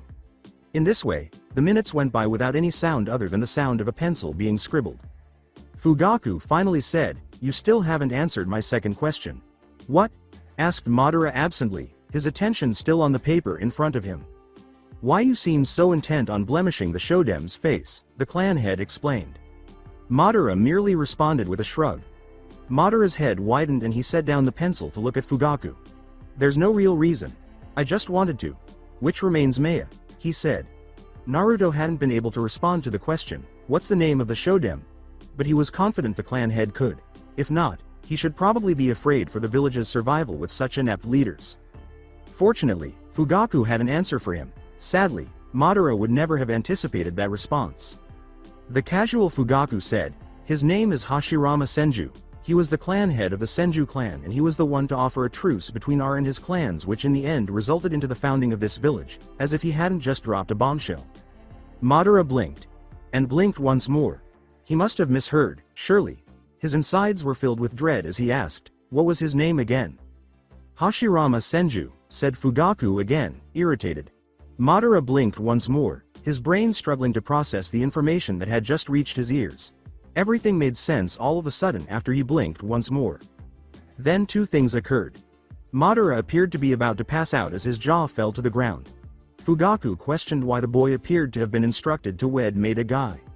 Shisui handed a stack of papers to the other Uchiha behind the desk and said, "Here's the report, Setsuna-san." It was one of several rooms used by Konoha military force officials.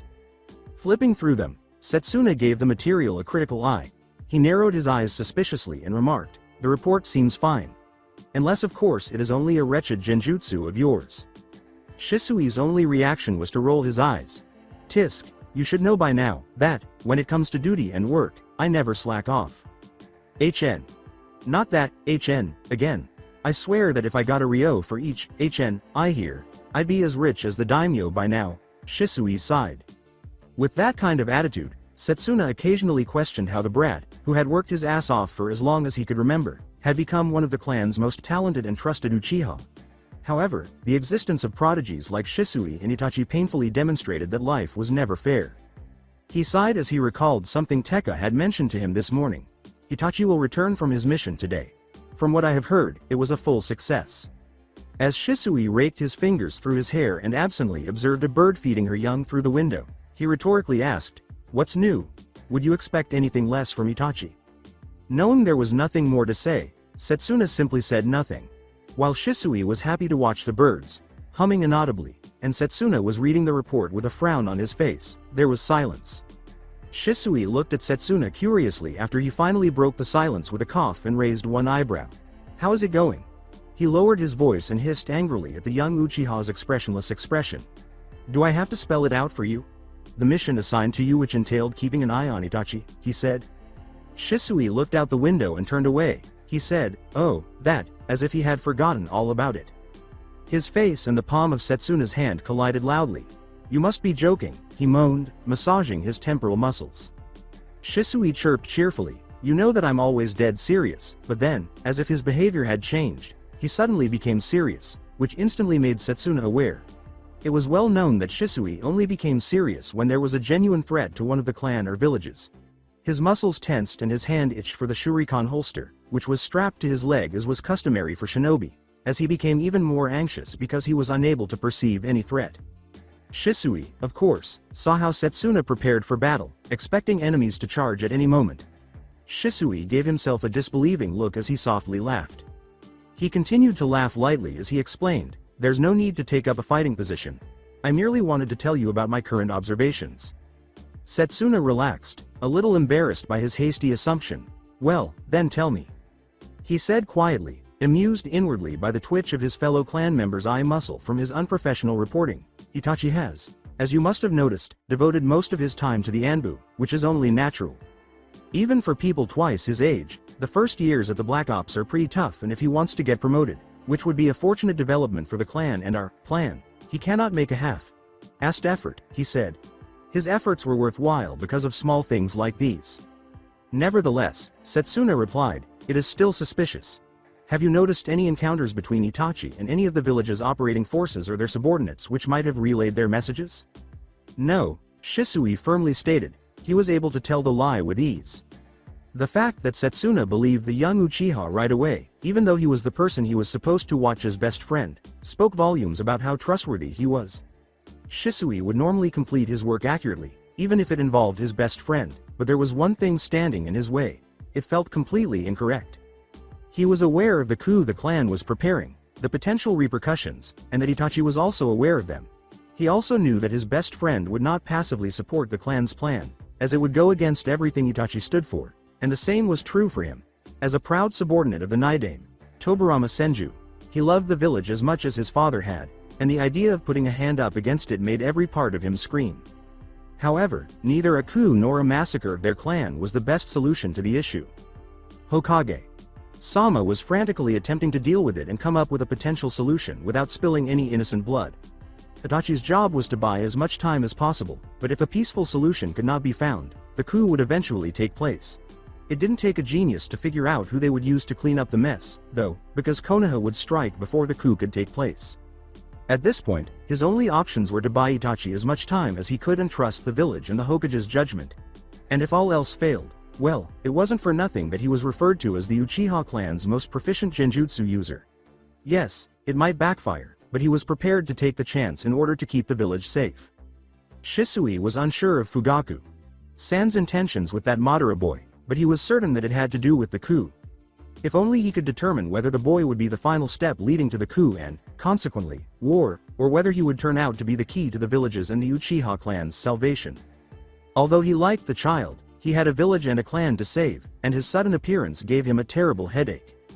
Fugaku had already lost track of how many times he had wished the boy had never entered his life because it would have made things easier for him or at the very least saved him from the terrible headache he was currently suffering.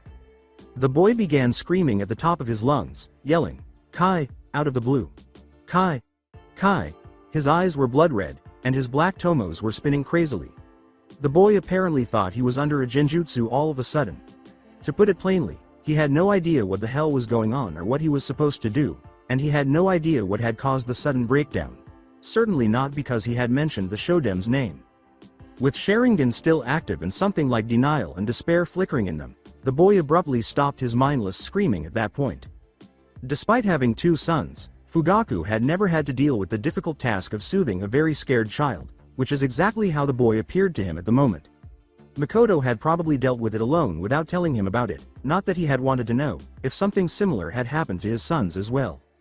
Fugaku was a lot of things, but being honest about his feelings or, as his oldest son's best friend used to say, getting all touchy-feely, certainly wasn't one of them. "What has happened?" he asked, putting a hand on the boy's shoulder awkwardly and as softly as he could. The boy appeared to have snapped out of his reverie at the words. His face instantly went blank, his feelings firmly suppressed. It looked uncannily like Itachi. "I'm all right," the boy said, his words devoid of any emotion at all. Since it didn't seem like he would hear back from him anytime soon, Fugaku made the decision to not ask for more information. If it turned out to be significant later, he would ask him then. The boy said, "Let's finish this matter." Fugaku gave a curt nod, and they quickly resumed their work, temporarily putting the incident out of their minds. He dismissed the boy as soon as they were done and the papers were securely filed away because he still had a lot of work to do. The clan head was left alone when the boy swiftly left, and he couldn't help but question whether he should allow someone to watch the boy because of his apparent fragile mental state. But his thoughts were rudely cut short when Yakumi, one of his officers, rushed in and exclaimed that they had a tip that could provide them with important information about who the murderer was. Any thoughts about the boy were swiftly put out of his mind when Fugaku got up and followed Yakumi, asking him to give him the specifics. Madara wasn't sure how he should feel about the entire circumstance he was in at the moment. He had known loss for as long as he could remember, but he couldn't even recall the face of his eldest brother. He pushed these ideas out of his mind. There was no time to consider the future ramifications of his sudden displacement. If he were to consider them, he had only given himself permission to consider it briefly and examine what had transpired. He had almost lost it in the clan head's office. The next thing he needed to do was maintain his composure. He would therefore treat it as he would any other mission that required him to gather data. Whatever that meant, he thought he could let his feelings get the better of him once he had proven his crazy theory. Travel through time. He was the future. It sounded impossible and absurd. How could that have happened? How had he entered the future without being aware of it? Was there a reason for it? If so, what was he supposed to do? He moved slowly toward the academy as he considered the various explanations in his mind. He was fairly certain that he had recalled the directions accurately after Naruto had shown him the building earlier. If he requested a brief history lesson from one of the teachers, no one would suspect him. As Madara wandered through the academy's corridors, uncertain of what to do, an instructor yelled, "Oi! Aren't you that boy who helped that Uzumaki brat with his latest prank?" Thankfully, it appeared that he had been given the answer. Hold on, Uzumaki brat. He almost felt like slapping his forehead when he realized why the name had sounded so familiar before. The Uzumaki clan, of course, renowned for their proficiency with seals and for being close allies and distant relatives of the Senju clan, the Uchiha clan's biggest adversary. How was he able to forget? He could likely attribute it to the fact that time travel was bad for his memory and mind, if his theory were to hold water. But wasn't their straight, scarlet red hair one of their most striking physical characteristics?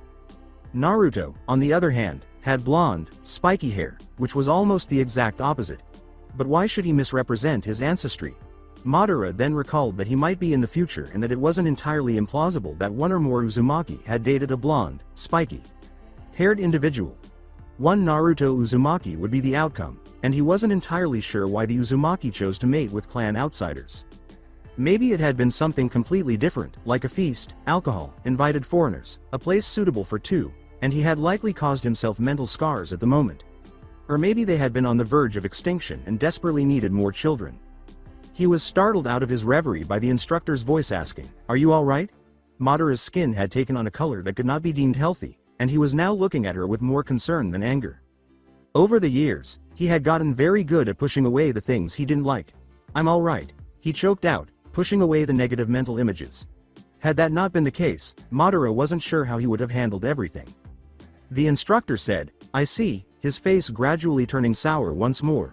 He wore a flak jacket, which Madara noticed bore the Uzumaki clan's symbol, along with blue pants and a blue long-sleeved shirt that also bore the Uzumaki sign, just like the other shinobi he had seen in this village. What actions had the Uzumaki clan taken to produce Uzumaki with brown hair as well? Upon reflection, he realized that a significant number of shinobi wore the Uzumaki symbol. In fact, almost every Konoha shinobi he had seen so far wore the Uchiha clan. How could there be so many Uzumaki among the village's shinobi? He was startled out of his rather unsettling thoughts by a hand waving in front of his face. "Tisk. Ignoring me. What, brat?" the teacher snarled up. Madara muttered, sorry," and continued to apologize while he was at it. He bowed formally as his father had once done, saying, "I'm also sorry for causing such a ruckus with my action. It seemed like a good idea at that time." The teacher's expression softened a lot, and he gave the boy a shoulder slap that almost caused him to trip. "Well, kids your age have the most reckless and stupid ideas, especially the boys. Well, looking back at the things I have done at your Uchiha." He broke into laughter. He paused, looked closely at the boy in front of him, and then lowered his voice, saying, "Well, better not think about them. Though I would advise you to keep away from Uzumaki, only troubles coming from this brat." No one, not even his own father, could tell Madara to break off his friendship with the Senju boy, even though his father was unaware of it in the first place. "I think I know best with whom I want to associate with," he said icily. The memory of his father, Tajima, and his friend, Hashirama, made him feel something. He immediately returned his attention to the problem he was currently facing. The instructor said, "HN, if you know what you're doing, I won't stop you," while crossing his arms. He narrowed his eyes suspiciously, presumably believing Madara was up to no good once more. "Is there any reason why you are wandering around here?" he asked.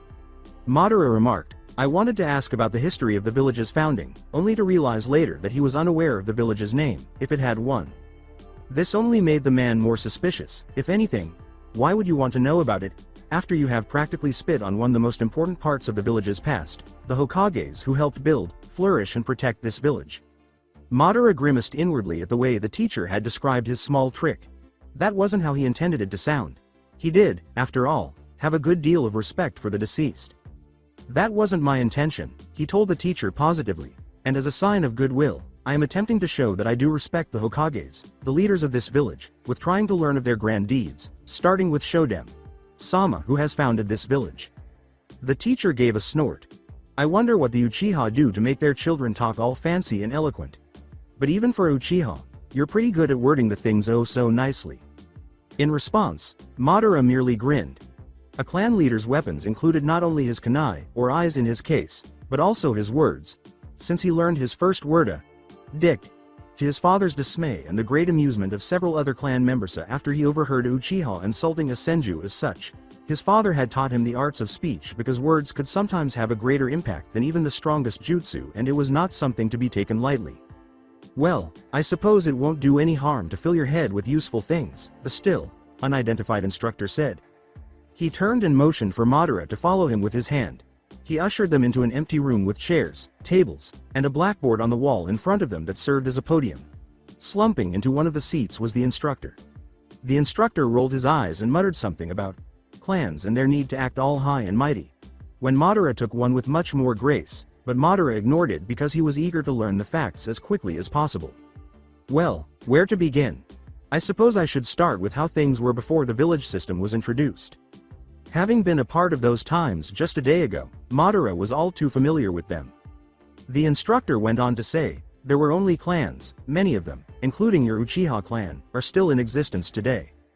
These clans were mercenary, meaning they were paid to fight against other clans that were also hired by someone else. The Senju and Uchiha clans were two of the most well-known clans that had engaged in combat with one another. They were said to be the strongest, to the extent that only one clan could possibly defeat the other, which resulted in more battles and a growing animosity between the two clans. He continued, the leaders of said clans were Hashirama Senju and Madara Uchiha, but Madara was only able to hear the strange buzzing in his ears. It's been a century since he died. The fact that you share the name of our powerful ancestor, Madara Uchiha, is kind of odd. Oh, and now that Hashirama Senju is your purported friend, tell us that you two intend to establish a village, and the story will be finished. All of the clan members' statements suddenly made sense.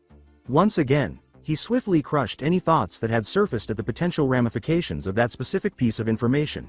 He had become the head of the Uchiha clan, and apparently a very powerful one, and his friend Hashirama had become the leader of his clan. It appeared that the two of them had decided to just forget the bloody history between the two clans in order to fulfill their innocent childhood dream and had established their village. What had happened a century ago? Another realization struck him like a boulder, and his mind began to reel from the overwhelming amount of unfathomable information it had to process. If he was 13 years old and, in his father's opinion, still had a long way to go before he was ready to become clan head, how could history remember him as the Uchiha clan head who had assisted in founding the village? He was standing in the academy of the aforementioned founded village. However, he must have disappeared. Hashirama could never have established a village with him because, at the time of their last encounter, there had been no clan heads and the idea of a village had only existed in his imagination. For the past century he must have been gone, only now reappearing again, yet during his absence, Madara had grown, had become a clan head and had helped found a village. And the possibility that it just so happened to be another person with the same name was slim to none.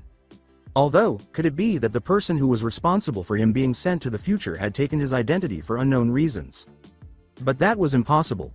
Someone would have noticed, and while it might have been handy to be the clan's heir of a clan as strong and infamous as the Uchiha clan, someone of such a caliber, who had been able to pull off such a feat, certainly didn't need to pose as a boy to acquire power.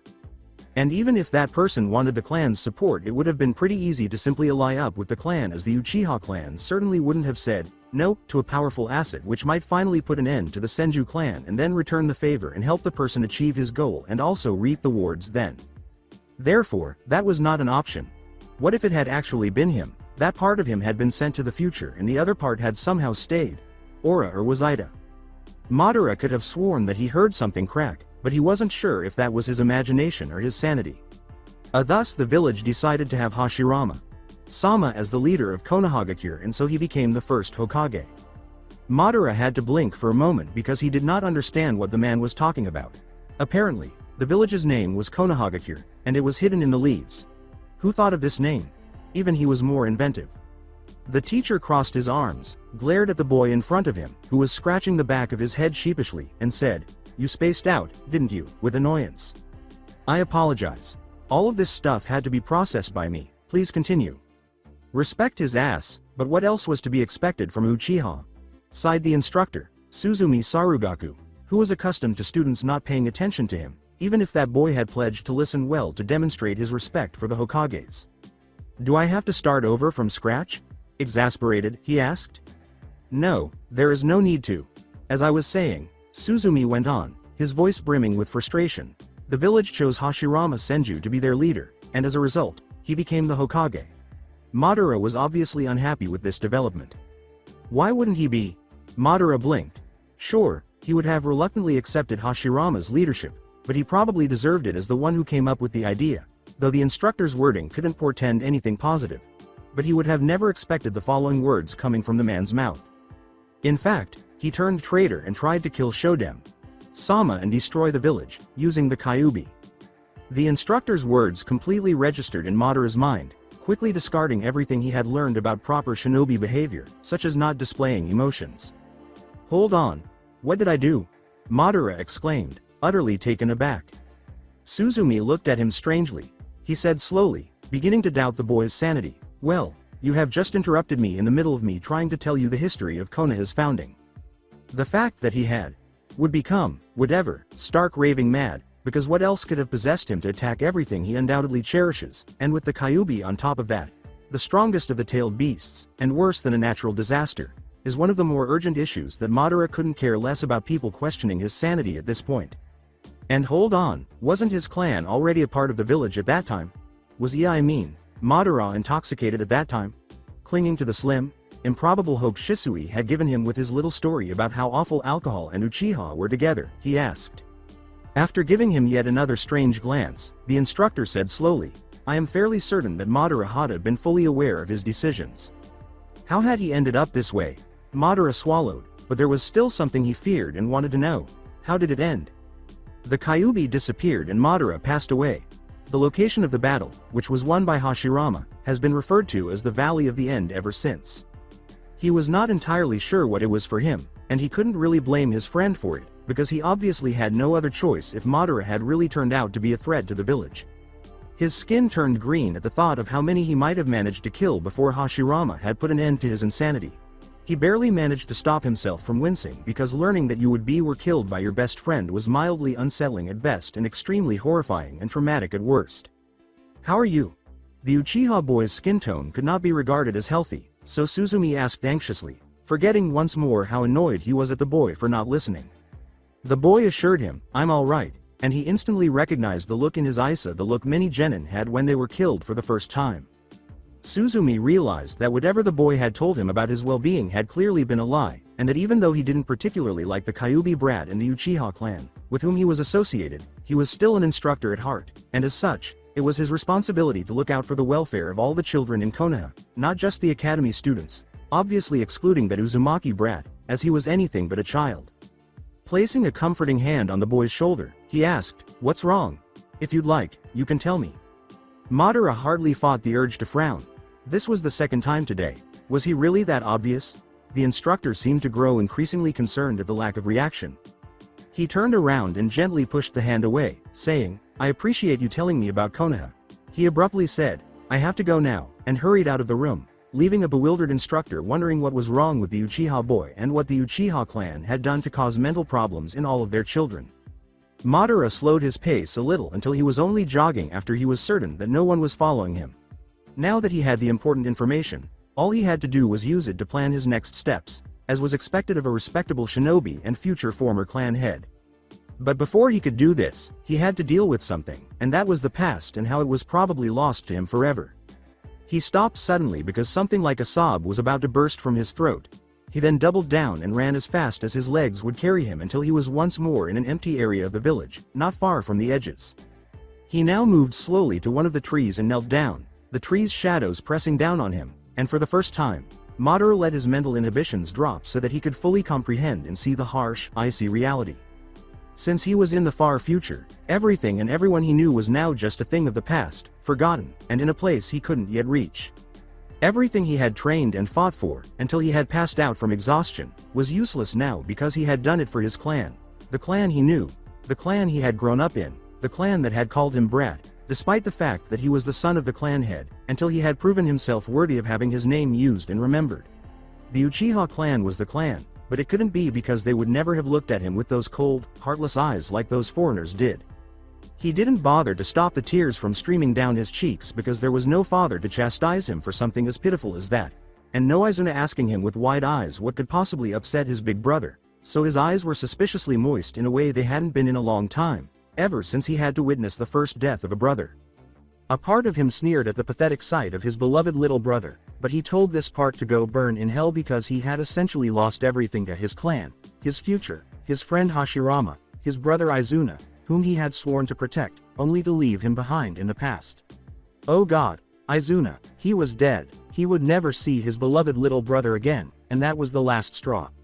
He curled up to a ball, choking, sobbing, and crying pitifully. His eyes seemed to be on fire, and he gasped at the sudden aching pain in the empty space where his heart had once been. The guilt of everything he had done and would do finally caught up to him and felt like it was crushing down on his shoulders. No, that was incorrect. He had somehow managed to stay in the past, or at least a part of it, only to transform into a monster he would never have wanted to be, an insane Oniya, and use another monster to destroy the very thing he had sacrificed his life to defend, causing his friend to kill him. Madara suddenly felt the need to burst out laughing because he simply vanishing and coming back later was preferable to the alternative, and it was too damned funny to know that. He continued to weep and scream, cursing the unfairness of this world and detesting every god he knew because no deity deserved to be worshipped if they permitted cruel things like that to occur. He decided that wallowing in pity, sadness, or whatever the fuck he was feeling at the time might keep him from losing it all. He was unaware that his Sharingan had activated and that it was gradually changing into something completely different, eyes of power the world hadn't seen in Decadessa, in that haze of grief, rage, resentment, and madness. Time passed slowly as the clock struck the hour and the tears of grief transformed into rageful red blood. How should I proceed? That thought kept coming to him, but despite his brilliance, Madara was unable to come up with a solution. He wasn't even certain that he should bother. Ultimately, all of the things he had been expected to do and had worked so hard to accomplish were gone. Completely and utterly gone, somewhere lost in the past that, unbeknownst to him, had already run its course and was now unchangeable despite his best efforts. He got up slowly, concluding that although it sounded good, sitting beneath the tree until he came up with a solution wasn't the best course of action. He rubbed his eyes because they were still wet, only to find his hand suddenly covered in blood. His eyes had been bleeding, but he was too emotionally spent to experience the proper shock and panic. Eyes were the Uchiha's weapon, which one had to protect with his life and even afterward to make sure it didn't fall into the hands of adversaries. He retained all of the lessons in his mind, just as they had been in the minds of all Uchihas, though Madara was unsure if this was still the case. Give up your hand to shield your eyes from anything that could harm them, such as acid or a kunai. Since it's your best weapon, your adversaries will target it. Your Sharingan eyes are more significant than anything else, not even your life. In the wrong hands, it's the clan's greatest weakness and its strongest tool. Your life loses significance in comparison to the clan's safety. Despite losing a valiant warrior, the clan still exists.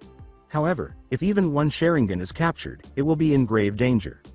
In addition to killing yourself, as is customary for shinobi, you must destroy your Sharingan so that the enemy cannot recover it and use it against you if you are captured or certain that you will die at the hands of the enemy.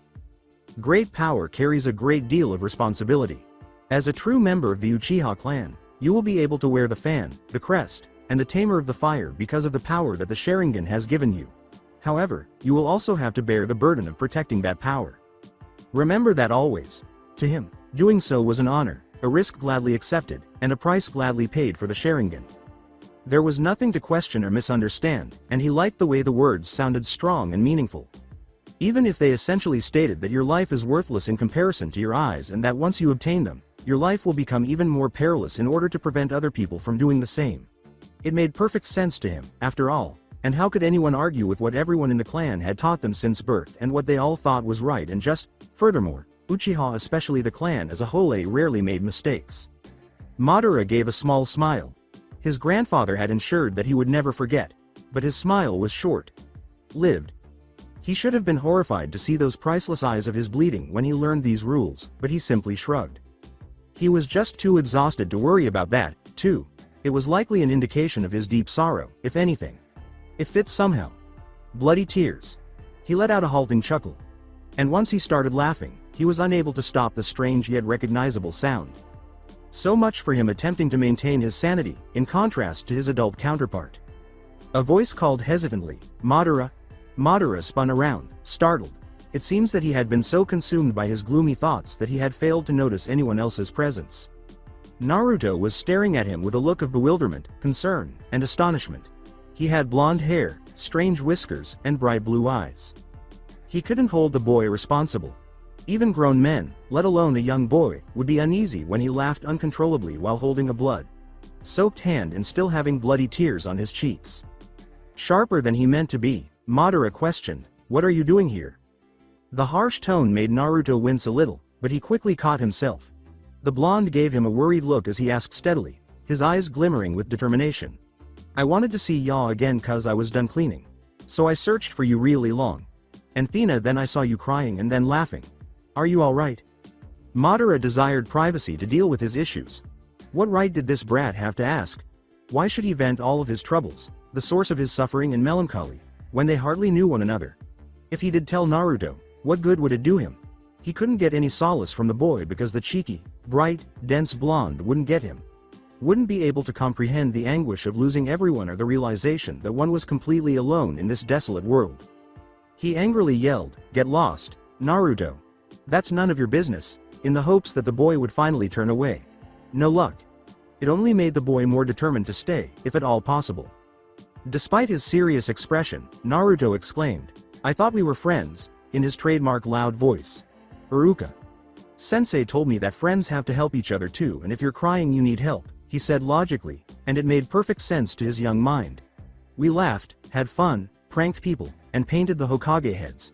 Ain't that stuff friends are doing?" With only a faint twinge of remorse at Naruto's shocked look, Madara sneered, "Whoever said that we were friends?"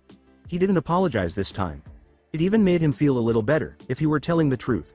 To make others experience suffering in order for them to comprehend what he was going through.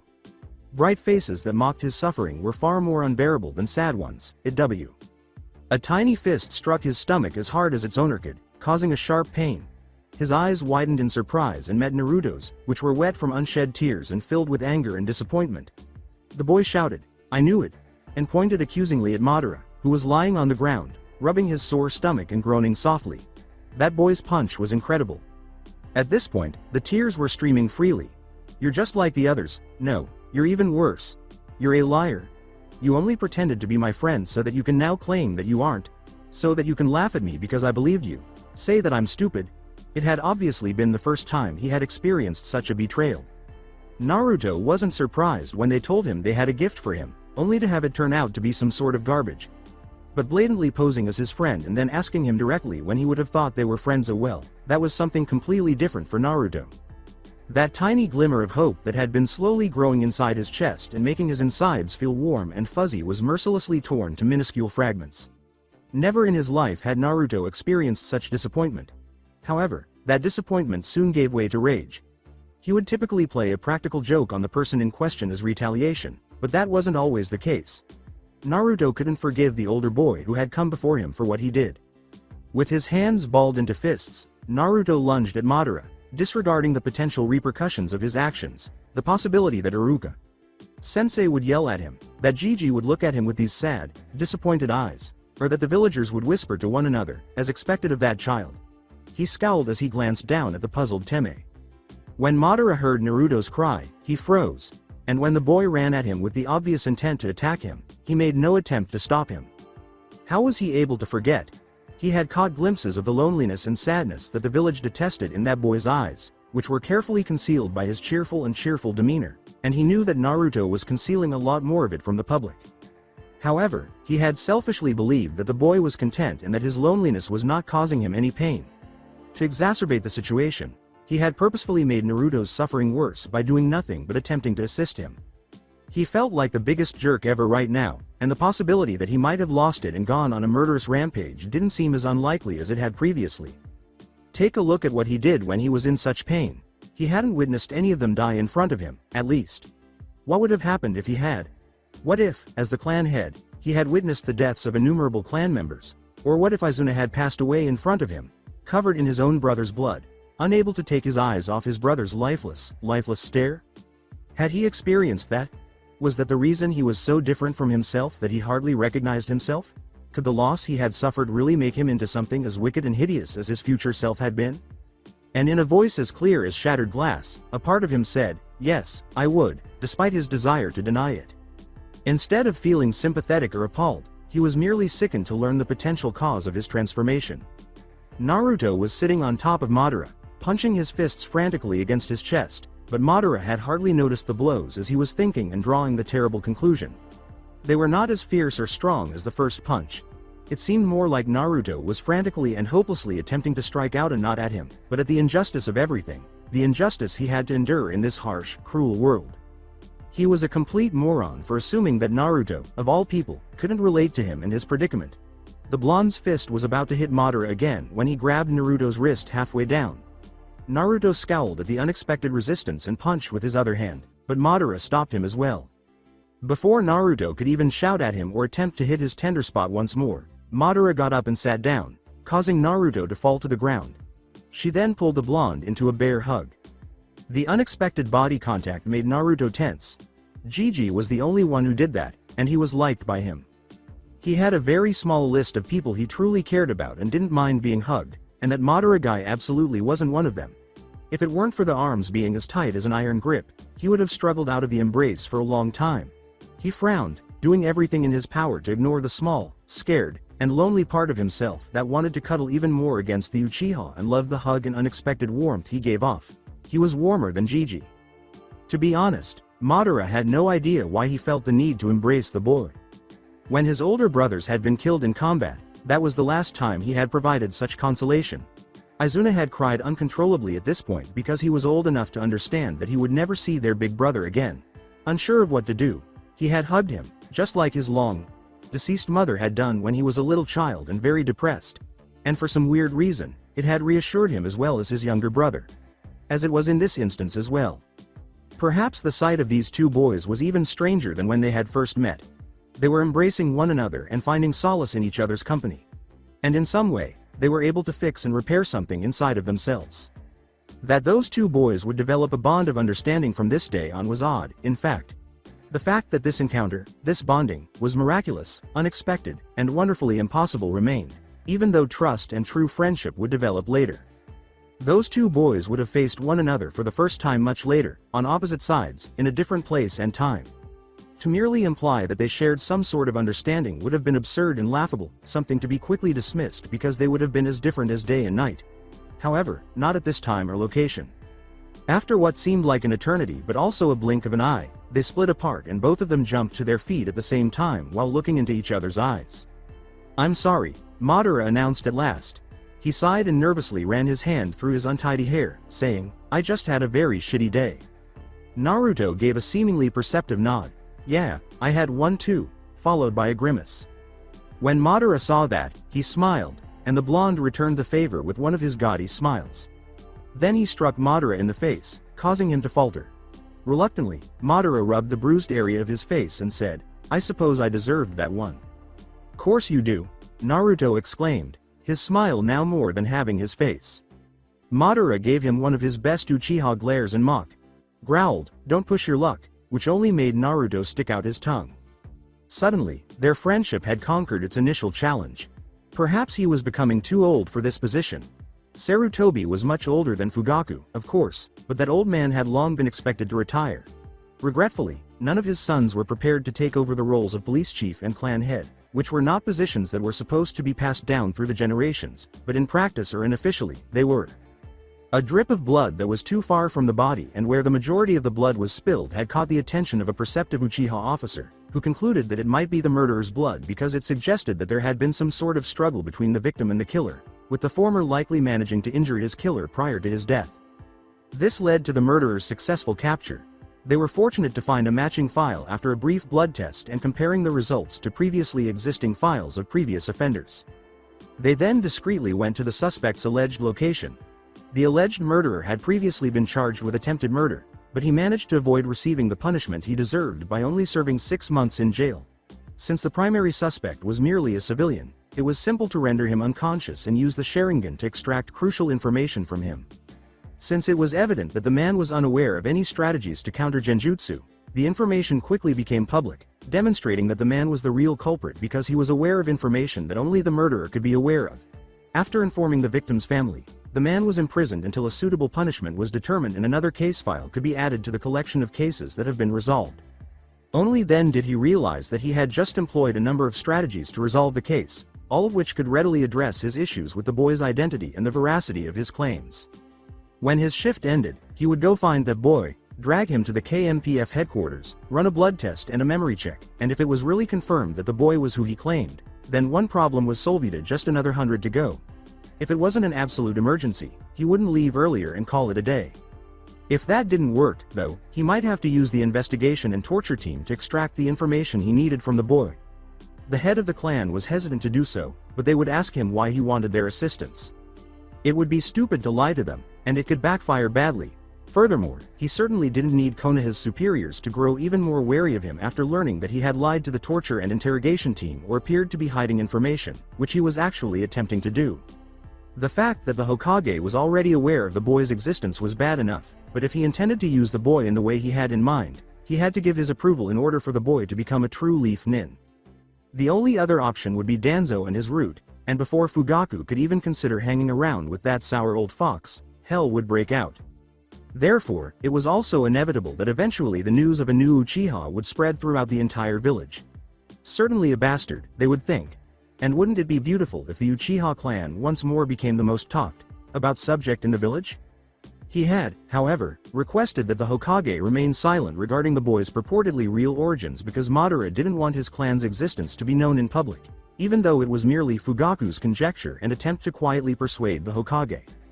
Technically, it isn't a lie because that would be the most plausible reason why one of the large hidden ninja villages didn't even know about a clan as strong as the Uchiha. And he didn't think that the strength of this other clan had diminished since the split, if the boy's skills were any indication. Fortunately, the Hokage granted his request, but he wanted to have a diplomatic conversation with the Uchiha clan to inquire about a potential alliance. This could help or hurt his plans, depending on whether the other clan had enough clan loyalty to support the coup or stick to their alliance with the Leaf and join the forces opposing them. Fugaku therefore wished for no alliance at all after considering the potential consequences of such an alliance.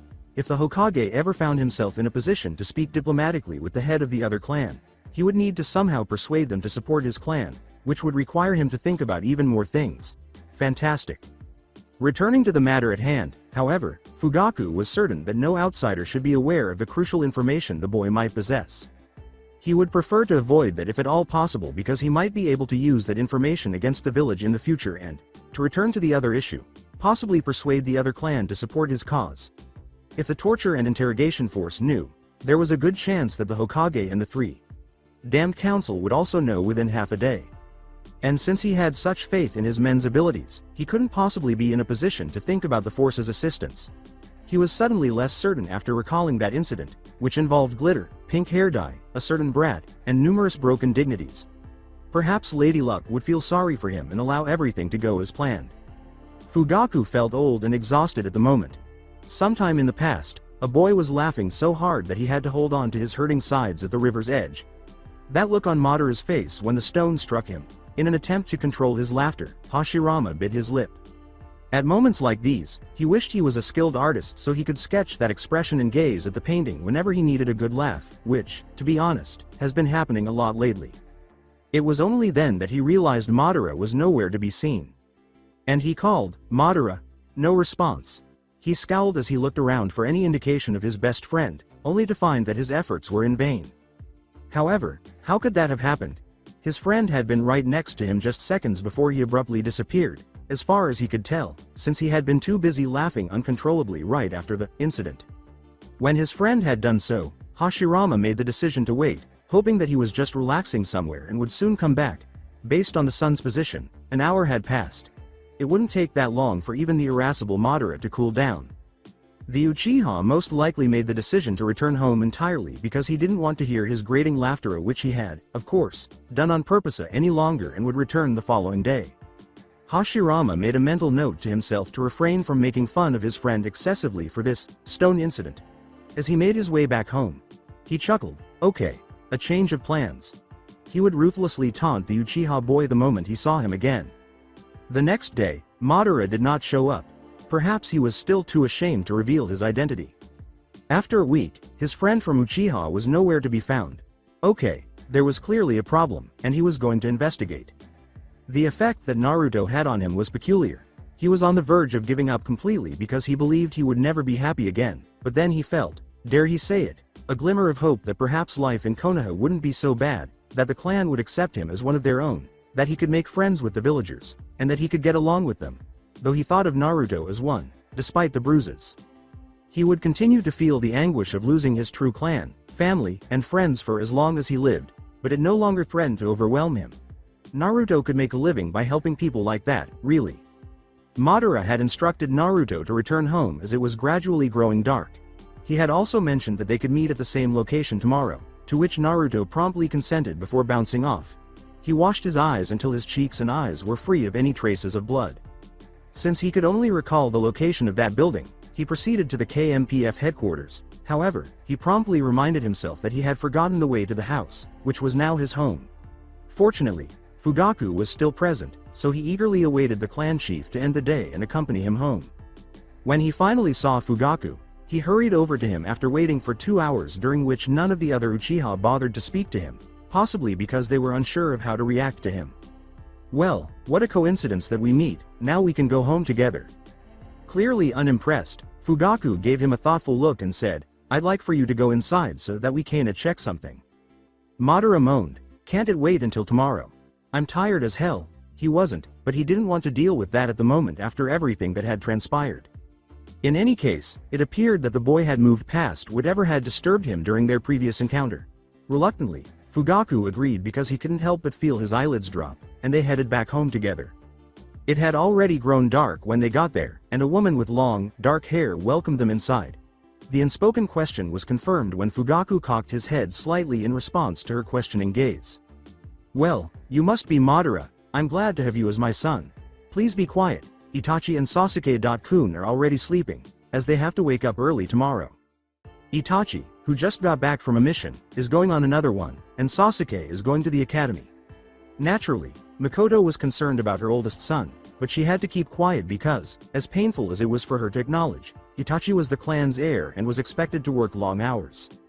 To put it mildly, that boy was suspicious because, oddly enough, his name was the same as that of their well-known ancestor, Madara. She believed it was reckless to have a foreigner with probably questionable intentions live in their home with her sons, especially young Sasuke, who had just begun ninja training, even though her husband had explained his reasons to her. She was happy that Fugaku finally saw reason and realized that Itachi, despite his genius, couldn't handle all of this pressure any longer.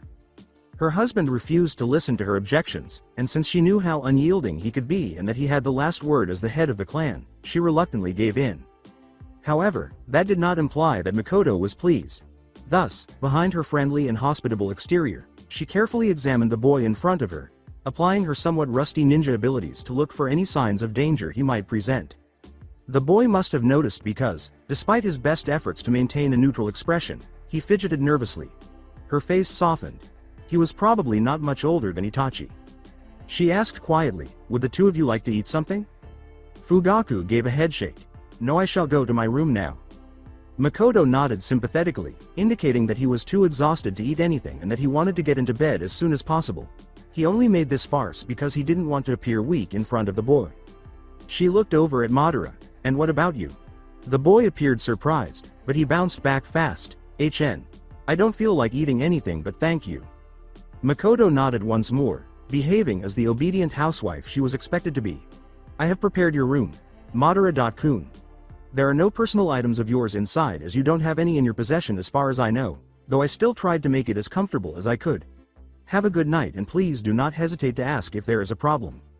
Thanks, Madara muttered, his face flushed and a little embarrassed. She chuckled softly and had a sincere smile on her lips. Maybe she was just being suspicious, but she would still keep an eye out. Again, what was the saying? It's better to be safe than sorry. Madara lay in his bed, staring blankly at the ceiling. It was difficult to believe that he and Hashirama had been engaged in a staring contest just a day and a half prior. As if it had been a part of another life, it seemed to go on forever. He sighed. He couldn't sleep as easily as he had yesterday. So much had changed, so much was gone. Now, for example, he appeared to have something like a loving mother. He was genuinely unsure of how he should behave because his mother had died soon after giving birth to Izuna. He had long stopped holding his younger brother responsible for his mother's passing because caring for a baby brother was difficult, and treating him cruelly was like kicking a puppy, then throwing it in the fire and eating its remains. He hadn't had that kind of care from anyone in a long time. According to Madara, requiring care was a sign of weakness, and he would sooner gouge out his eyes with a rusty kunai than confess to being weak because of a woman. But, if he could ever feel at home, he certainly didn't want to sourly reject her for her attempts to do so. He let out a sigh. Was that the divine retribution for the transgressions committed by his adult form? If it was, the penalty worked pretty well. Indeed, it was extremely painful and damaging to his mental health. With his eyes closed, Madara had to think positively, just as his friend Hashirama would have if he had been in his position.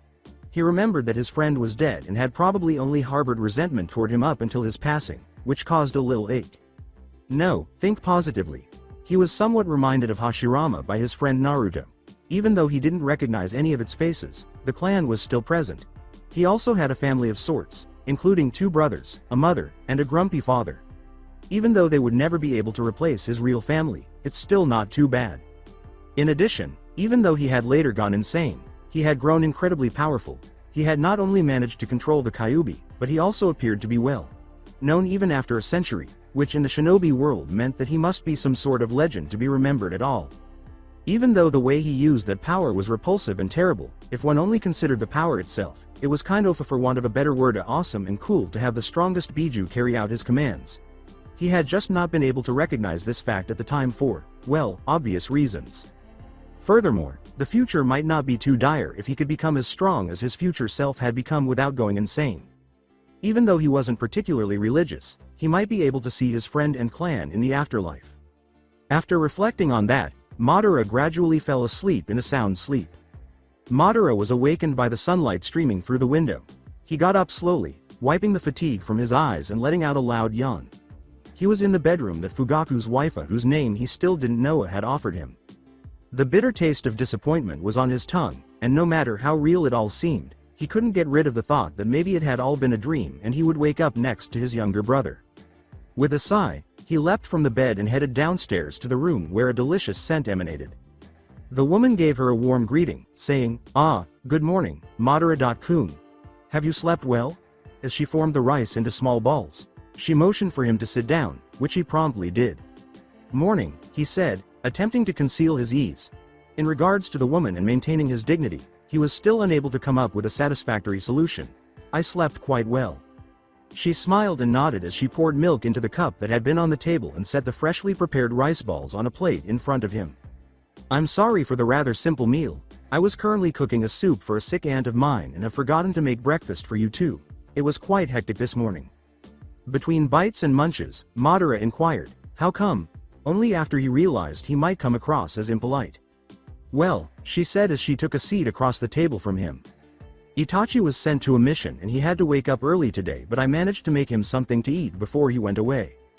Fugaku told me that he wouldn't return until late evening, so I made him breakfast and enough snacks to prevent him getting hungry during the day. Sasuke-kun overslept because he had been training until evening yesterday, and I've forgotten to make him something because I was still busy cleaning up the mess I have made while I've cooked for Fugaku. So I had to make him something quick to eat which he could eat on his way to school." She let out a breath.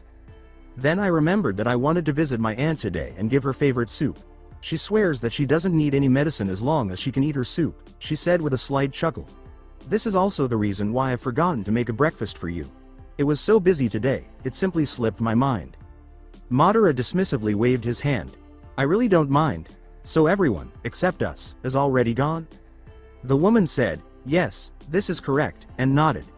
"I am also supposed to relay a message from Fugaku, telling you to meet him in his office today. He didn't state any exact time, so I think you are free to visit him whenever you see it fit, as long as it is today, of course." Madara, who had already consumed the small meal, absently rubbed his chin. Yesterday, Didn't Fugaku mention something about a check? Did he say why I'm supposed to meet him? When Madara groaned as he heard that, she said, he did say that this meeting would be the final proof to confirm the validity of your claims, with a faint smile. Was he still viewed with suspicion by that paranoid clan head? And even after he had all but adopted him? Particularly if you consider recent changes in the clan's future plans, you would say, forgive my man for his actions. But spies are common in great hidden ninja villages like Konohagakuras, and having one among our midst would be very fatal indeed. Madara stated, so why does he bother to go through so much trouble and even adopt me? Not that I'm not grateful for it, but it would make more sense to just eliminate me, seeing as I might be a possible threat, and not take any risks, knowing that asking would not make matters worse because the clan head must have already considered that. Fugaku and the other members of the current clan had initially appeared prepared to do just that, believing him to be a dangerous spy. However, the man abruptly changed his mind and chose to adopt him. For some reason, Madara questioned whether he had acted kindly. Naturally, he had a suspicion that Fugaku had a hidden agenda, and since he was no longer frantically attempting to contact his family because they were deceased, as he had been the previous time, he would like to know why he had this abrupt change of heart. He wanted to know how he was going to be used. That made him feel bitter because, in his clan as he knew it, he had at least felt like a warrior with rights and not like a weapon, even if he was, as if they were all merely instruments used by the landlords to settle small disputes between them. With deliberate word choice, Makoto responded, he would like to establish a connection between this clan and yours. Although it was a pleasant byproduct, the main motivation was to use the boya rather than Itachi as the link between the village and the clan, which would subsequently be used for their coup. In addition to being her son, Itachi was also the clan's heir and one of the most gifted shinobi they had ever produced, making him valuable and someone they couldn't afford to lose. She would have prevented the clan from putting all of these responsibilities on his young shoulders long ago if it weren't for those two facts and the fact that she was also the clan leader's wife. However, aside from Itachi, no other Uchiha had been suitable for that position that of the Uchiha's spy. Itachi's recent actions were concerning, but the clan hadn't anticipated that he would lose his temper or worse, turn on them. However, they were unable to replace Itachi because no one in the village was skilled or reliable enough to do so. Despite his attitude, Shisui, Itachi's close friend and one of the clan's most skilled and trusted Uchiha, was assigned to watch Itachi to make sure that everything was fine. The clan had grudgingly accepted the risk because it still meant that they had a spy. That was the case prior to an unidentified factor that appeared out of nowhere. Madara, a Uchiha boy, claimed to be from a different Uchiha clan that had broken off and formed their own clan. It seems that Madara was still engaged in the same kind of mercenary work that her ancestors had done. According to Fugaku's careful wording, the official reason they adopted Madara was to use the boy as a link to the other clan, which could lead to an alliance with the village rather than the clan, once they had established that he posed no threat to the village. As Fugaku had told her when he had gone home for lunch, the Hokage had initially appeared to be a little hesitant, but he soon had second thoughts after witnessing the apparent benefits he was having on Kushina's son. The Hokage had always been a little soft, especially when it came to kids, and even though he might have a suspicion about what the clan was up to, he would still take the chance, even if it meant sending some Anbu to watch him. He said that the boy could still be a spy, regardless of the tests they had done to prove he wasn't. After all, the police were no longer trusted, which infuriated the majority of the Uchiha, including her, albeit to a lesser extent. Although the council and the Hokage would undoubtedly put it another way, telling them that one could never be too certain in the ninja world, a statement that was true but clearly not their true motivation. Even though the council might have different views, the Hokage had the last word, and they could likely see the advantages of having another strong clan on their side. Ultimately, it was a fire play with both advantages and disadvantages, since that was the most likely explanation for his behavior toward the boy. Fugaku pretended to have an alliance with the other clan even though, as he had told her, he had no intention of doing so. He did not want there to be a significant unknown element both during the coup's planning and execution. Since Itachi was being watched and no Uchiha would have told them, the Hokage and the elders might also suspect the true reason, though this was highly unlikely. Given that the boy would probably get along best with other Uchiha and that they would be taking the chance of him being influenced by the clan, they would undoubtedly only see the advantages and attempt to win over the other clan as allies. They would also reluctantly accept the adoption into the potentially dangerous clan. It would be stupid to flatly reject the clan's desire to adopt him, and it would raise suspicions among more than a few. The Uchiha clan's suspicions would be validated if they denied them without a valid reason, which they clearly lacked, even though the other clans may have already noticed the subtle shift in treatment. Some appearances had to be maintained, after all. In light of this, it had also been relatively simple to persuade the Hokage to grant Madara citizenship, which would have allowed him to become a Leaf Nin. The village would then have the chance to influence him as well, but Fugaku was certain that he would be the first to do so. The boy was a free card that the clan could use effectively on both sides, which had advantages and disadvantages. He ran the risk of sticking with the village rather than the clan, but the upside was that the Hokage would agree and trust him more than any other Uchiha Seiyutachi, which made him perfect for the spy role. And with the check's hopefully positive results, that is, that the boy was a Uchiha and doing no harm to the village or clan, he would be able to take on that role very quickly. Even though it might take a few more years, they still had time, and if he didn't, he would be executed and all of their plans involving the boy and her hope as a mother would be ruined.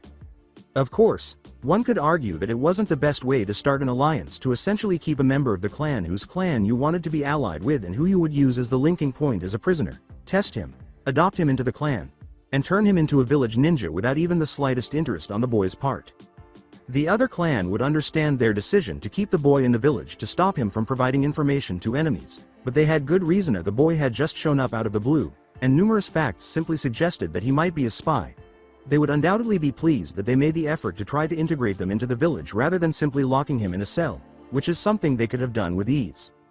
That reasoning was also supported by the very tactful and gentle Hokage, who informed Fugaku that unless it was established that the boy was a spy, he could not use extreme methods to extract information from him, including torture, because doing so would undoubtedly lead to the failure of the village clan alliance because the boy's clan would not be pleased that one of their own had suffered serious injuries. Furthermore, it was extremely difficult to erase a victim's memory of torture. If it did, the clan would notice additional marks on the victim's mind, particularly with their own Sharingan, and would question why, which would result in the same outcome as before.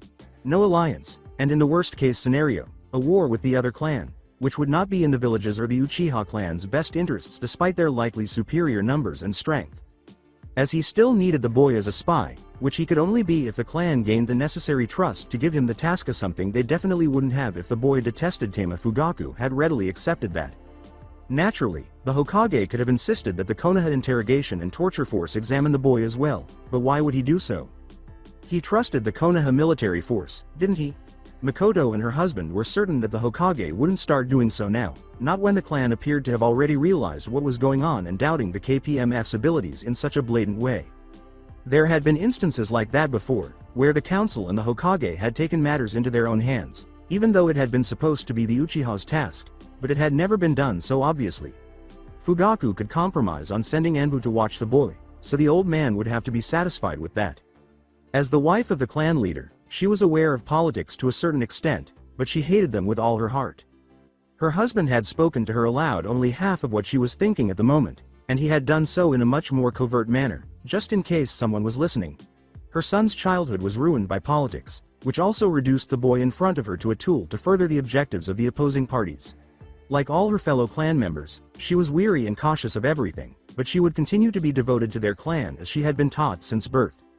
As Makoto reflected on the regrettable assignment the boy had been given without even his knowledge at the time, the boy was dealing with his own problems, specifically his future plans, since it was only now that he realized that everyone, or at least the clan, still believed he was from a different clan.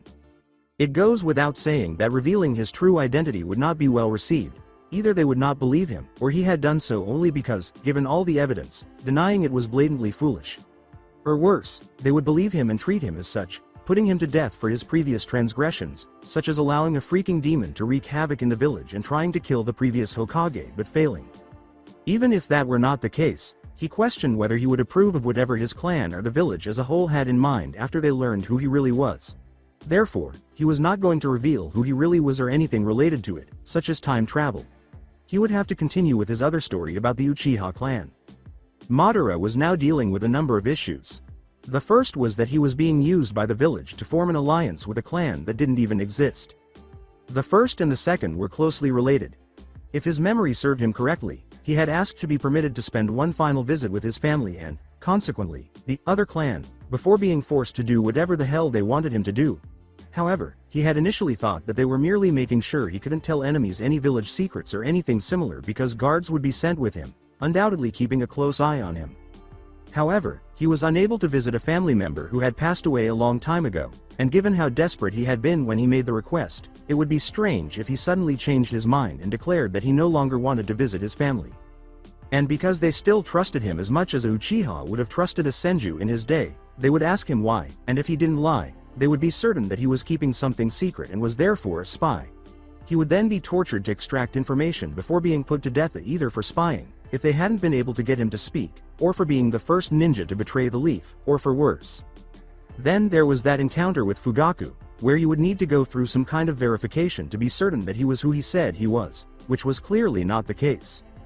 Therefore, Madara would still be fucked if that check was successful in extracting the truth from him, even if his Leah, which he had not realized was a lie because at the time he had also believed it to be Oniya, was not discovered, which would happen as soon as it became evident that his planned family visit could not happen because there was no family to visit. Fantastic. Whatever transpired, he would either be dead or worse off, or confined to a cell. Although he was a genius, he was not a magician, and he would still rather be alive even though he had little to lose. This was especially true since he had finally found motivation to look forward to the future and the second chance that had been given to him. Technically, it was a second chance because without time travel, he would have become a madman who seemed determined to destroy everything that he had once valued. Therefore, he assumed that there was a benefit to being thrust into the future. What on earth was Kami-sama supposed to do? When a knock on the door was heard, the Uchiha's somber thoughts were cut short. Makoto hurried over and opened the door. In front of her was an elderly man with gradually graying hair who was holding a rather large packet. She eyed the packet and said, "Ah, Tadashi-san, good morning. Are those the clothes? You really shouldn't have troubled yourself. I could have gone and fetched them myself." Tadashi laughed aloud. He handed her the packet and glanced over her shoulder to see Madara, saying, "I might not be the youngest, but I'm still young enough to spare the clan head's wife the trouble of having to do the collection. I'm supposed the clothes are meant for him?" To be sure, Madara didn't like the way the man had spoken about him. If the slight narrowing of the woman's eyes was any indication, she appeared to notice, but she nodded and kept any comments about it to herself. "Yes, thank you for making and delivering them to me." Tadashi said, "It's a pleasure to do so for the clan leader's wife," with a small bow. "I shall leave then, goodbye." "Goodbye." She shut the door once more as he was beginning to head wherever he wanted to go, and then, with a dazzling smile that, if he was being honest with himself, made him feel uneasy, she went to Madara and gave him the packet, which he was cautiously eyeing. Uncertain whether he even wanted to know, he asked, "What's that?" She said, "Your clothes, of course," while maintaining that angry grin. "You can't just always wear the same things." After placing the packet on the table, Madara asked, "How do you even know if they fit?" and pulled out a piece of clothing, a navy blue, high-collared shirt with the Uchiha fan displayed proudly on the back.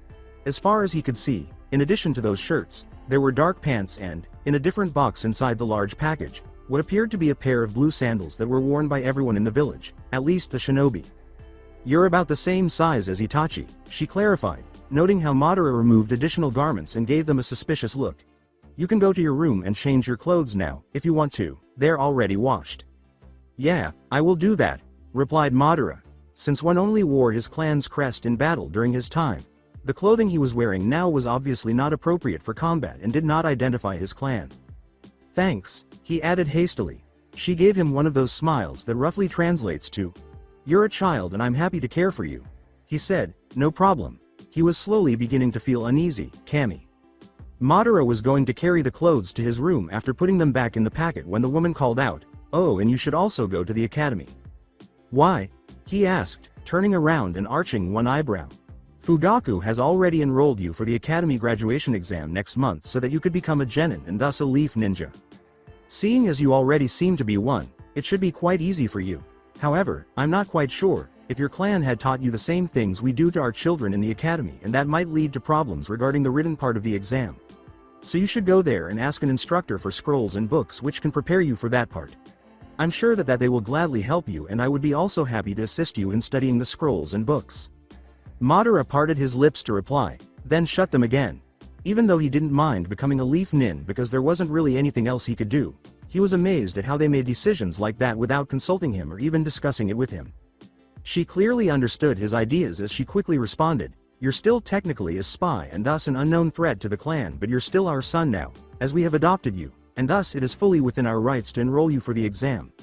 And being a ninja would give you more rights and such, and as I have said before, it would be relatively easy for you, seeing as you're already a shinobi. Madara gruffly remarked, "It's not like I mind passing that exam and becoming a genin," as he began to head for his room. He was a little taken aback that he was already beginning to call it that, but he had never had a room of his own.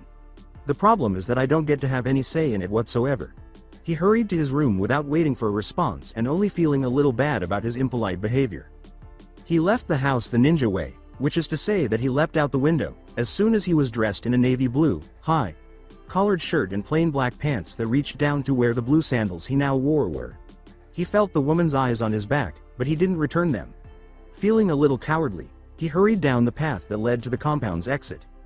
His first goal was to go to the location where he had hoped to see Naruto again and leave a note letting the blonde know that he might not be able to make it because he was quite busy.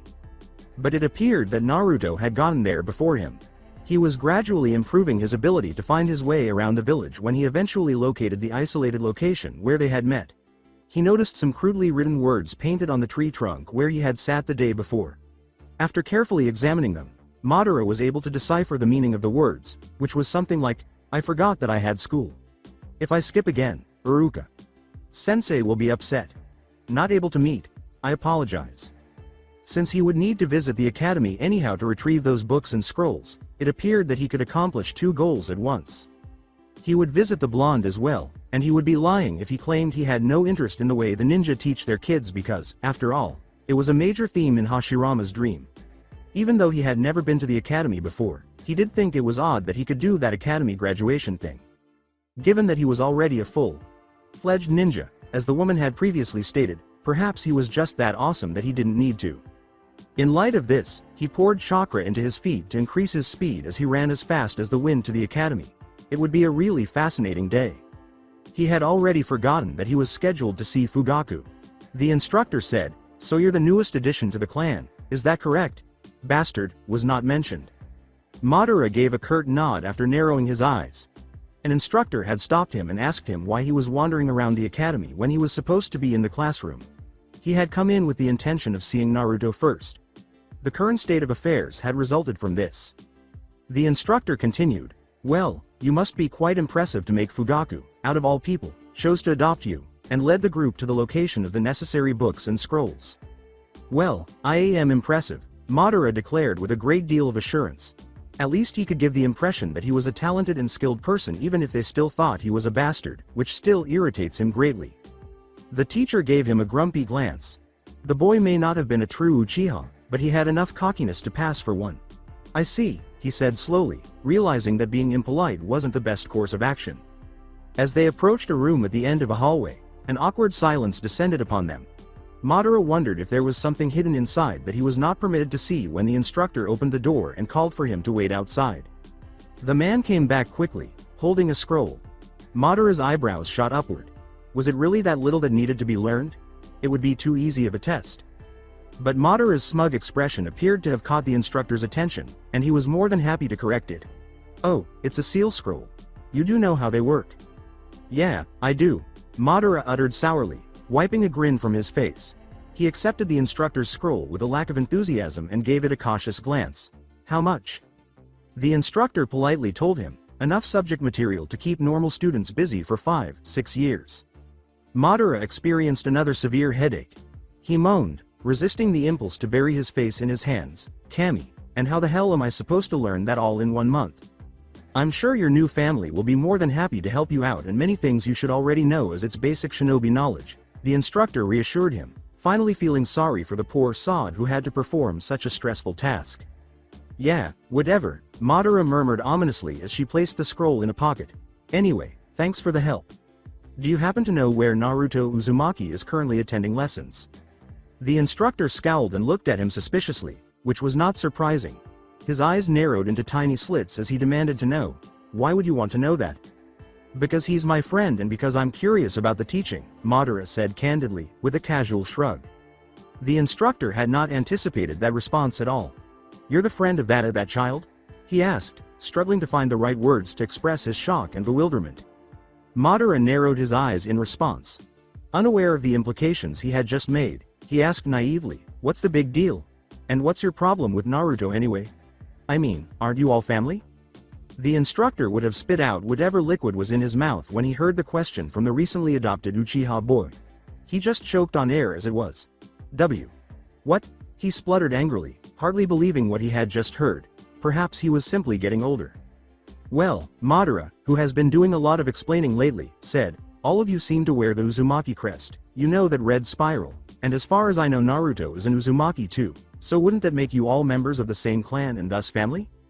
That someone would believe that the entire village or at least all of the Leaf Nins were related to that fox brat left the instructor unsure of whether to laugh or to be appalled. He made the decision to go with the former. Madara couldn't help but wonder if he had just said something extremely Doomba Hashirama. Stupid, to be exacted, that already disregarded all rules of logic and common sense after witnessing how his explanation caused the instructor to go completely crazy and start laughing. Madara started, uncertain of what to do. At last, the teacher appeared to have regained control over him. Oh, you've got it all wrong. The ninja of Konoha wear the crest of Uzushiogakure, which also happens to be the symbol of the Uzumaki clan, and it's a symbol of the strong friendship between the two villages. Now it's more to honor them as the village was destroyed in war, he explained, laughing as he continued to wipe the tears from his eyes. Oh, Madara said, at a loss for words. But he noticed that there seemed to have been or rather, still were more villages similar to Konoha. It seems that other clans had imitated them and created their own villages. All or most of his questions would finally be addressed with the knowledge he would acquire over the course of the next month. In fact, Madara eagerly anticipated studying for the test. But, seeing as Naruto is an Uzumaki, wouldn't it be sort of spitting on the loss of that village? He thought carefully. The teacher laughed at this. He trailed off, oh, if only you never, after recognizing that he had ventured into harmful territory. Anyway, I doubt that he's a real Uzumaki. Dryly, Madara questioned, so he's just called one because of a whim? Well, I sincerely doubt that he's one, otherwise he couldn't possibly and never mind. Madara's forehead had a popped vein. Did they intentionally do it? Okay. He silently promised himself that he would either learn the truth about Naruto or die trying. Additionally, let it be known that Madara's stubbornness and pride would not permit him to abandon his goals once he set them. Anyway, coming back to my question, where's he? After giving him a quick glance, the instructor decided that it wouldn't hurt to let the boy know and shrugged. Room 12. After saying, thanks, Madara hurried to the room in question. Uncertain, his hand lingered over the door handle. He wasn't usually that hesitant, damn it. Should he just walk into the room? Though, contrary to popular belief, Madara was attempting to be courteous most of the time if he could avoid it, unless some foolish senju showed up and spoiled his efforts, of course. It wasn't exactly polite to interrupt a lesson that suddenly. No one could blame him for not knowing because he was a Uchiha and new to the village. He had never liked waiting, so he pushed the handle down, opened the door, and went into the classroom. All eyes were on him right away, which didn't bother Madara in the least because he was accustomed to being the center of attention because he was the father of the clan head. The awkward silence was broken by the loud, obnoxious voice, Madara. Madara had never felt so appreciative of the loud-mouthed blonde before. The blonde, who had previously been in a daze from the lengthy lecture, which was given by Iruka-sensei, jumped up from his seat and, in the space of a single glance, appeared in front of Madara, who was already barraged with questions. Why are you here? Do you wanted to visit me? Are you now a student too? Are you my classmate? Do I? Iruka said, calm down, Naruto. You're Madara, right? He asked, focusing on the Uchiha boy in front of him. News had spread quickly, and he was among the ninja who watched helplessly as the two boys wrecked the Hokage mountain. Though a part of him, the part that had never stopped being an immature prankster, couldn't help but feel inwardly impressed by that feat. Surprisingly, Naruto didn't seem to be affected that it was him who had yelled to stop, which was probably due to the presence of his partner. In crime.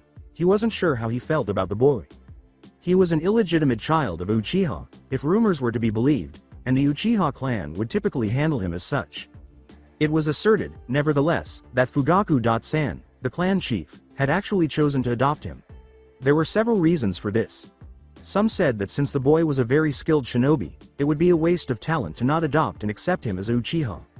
Others simply assumed that the clan head had finally lost it because Uchiha were more likely than regular shinobi to experience periods of insanity. He was concerned about the boy, but not because of that. Rather, it was because the boy was purportedly Naruto's friend. Given how much the blonde desired attention, it was rather odd that he would choose to befriend the Kyuubi's container out of all people. When he expressed his concerns to the Hokage, he was promptly reassured that the Anbu on Naruto watch duty had informed him that their encounter and everything that transpired later had been an accident and didn't appear to have been planned. He also instructed the Anbu to keep a close eye on any future interactions between the two boys. This, however, did little to allay his concerns. There was still a chance that the boy was a spy who was trying to learn more about the village's resident Jinchuriki. He could only imagine how devastated Naruto would be to learn that he had only been used, and as his teacher, he didn't want him to experience this, whether or not his parents killed the fox. Madara did not miss the teacher's examining eyes, and he also saw that they were tinged with concern, a concern for someone else. Choosing to disregard it for the time being, he promptly responded, "Yeah, that's right, I'm Hima, I mean, Madara," scolding himself for the brief moment of stupidity. He said, "I see. Congratulations on your adoption into the Uchiha clan by Fugaku-san and welcome to the village. I hope you will manage to settle in well." This made Iruka smile. The instructor, he noticed, was the first shinobi he had met in this village who appeared to be normal and decent. He reminded himself to keep that man in mind. "Thanks, naturally," he was cut off. It wasn't Naruto, which was surprising. Madara turned to face the owner of the high-pitched voice that screamed angrily, "What, father adopted him?" He almost choked on air when he saw what he saw. "No, that isn't possible. Izuna," he exclaimed, hardly able to contain his manly tears of delight as he ran to his brother, who by this time appeared to be quite alarmed and was wondering what the devil was going on as the strange Wana.be Uchiha gave him an embrace that nearly crushed his ribs. Madara continued, his emotions at seeing his younger brother alive overriding his common sense. "I thought you died, I thought you fucking died. How?" he rambled. When Sasuke, as the boy's real name was, looked around helplessly, he was met with fawning fangirls who were ecstatic about the scene's cuteness and the more typical response from the rest of the class, which could be summed up in 3 words. What the fuck? The obnoxious Dobi unexpectedly saved the day. He pointed accusingly at Madara and yelled angrily, "Do you go around and hug every boy you meet?" Furthermore, if that didn't allow for sufficient space for miscommunications. The charge quickly brought Madara back to reality and forced him to emerge from his daze of relief and happiness. "The hell, Naruto? He's my brother." Sasuke exclaimed, "You're not my brother, Itachi is," after he had managed to break free from Madara's jaw. Splitting embrace and had briefly focused on Naruto, ensuring that they were now at a safe distance from one another. He stopped as he looked closely at his brother's face and said, "What the hell are you trying to say? Have you lost your mind? I'm your bro." His lips and hairstyle gave him a convincingly Izuna-like appearance, but "You're not my brother," he said softly, his joy and excitement soon giving way to anguish, sadness, and disappointment. He seemed to have been holding out hope for the impossible, damn it. "No way," Naruto said. A large frown twisted on his face. "You're the brother of the Teme? I thought you're new in the village?" "I am," Madara said wearily as he massaged his temples. "And technically I am his brother as I've been adopted by his father, Fugaku-san." "His not?" brother exclaimed. "Why would my father do something like that? You're just an outsider," and any affection he may have had for the boy just because the two looked alike was quickly dashed. "Obviously, I'm not anymore. Better get used to that fact soon, brother." The word felt awkward to say, but he chose to ignore it and focus on the teacher and the other students, who still seemed a little taken aback by what had just transpired in front of them.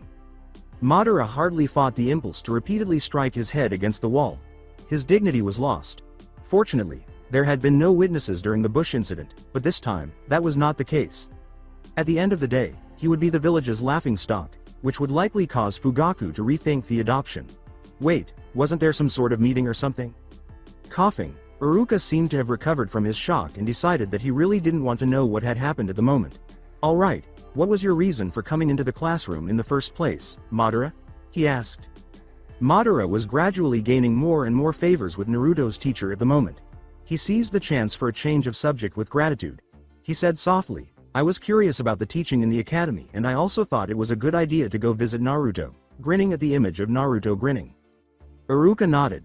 He would consider the boy to be Naruto's first true friend for the time being. "Well, then you are welcome to stay and watch.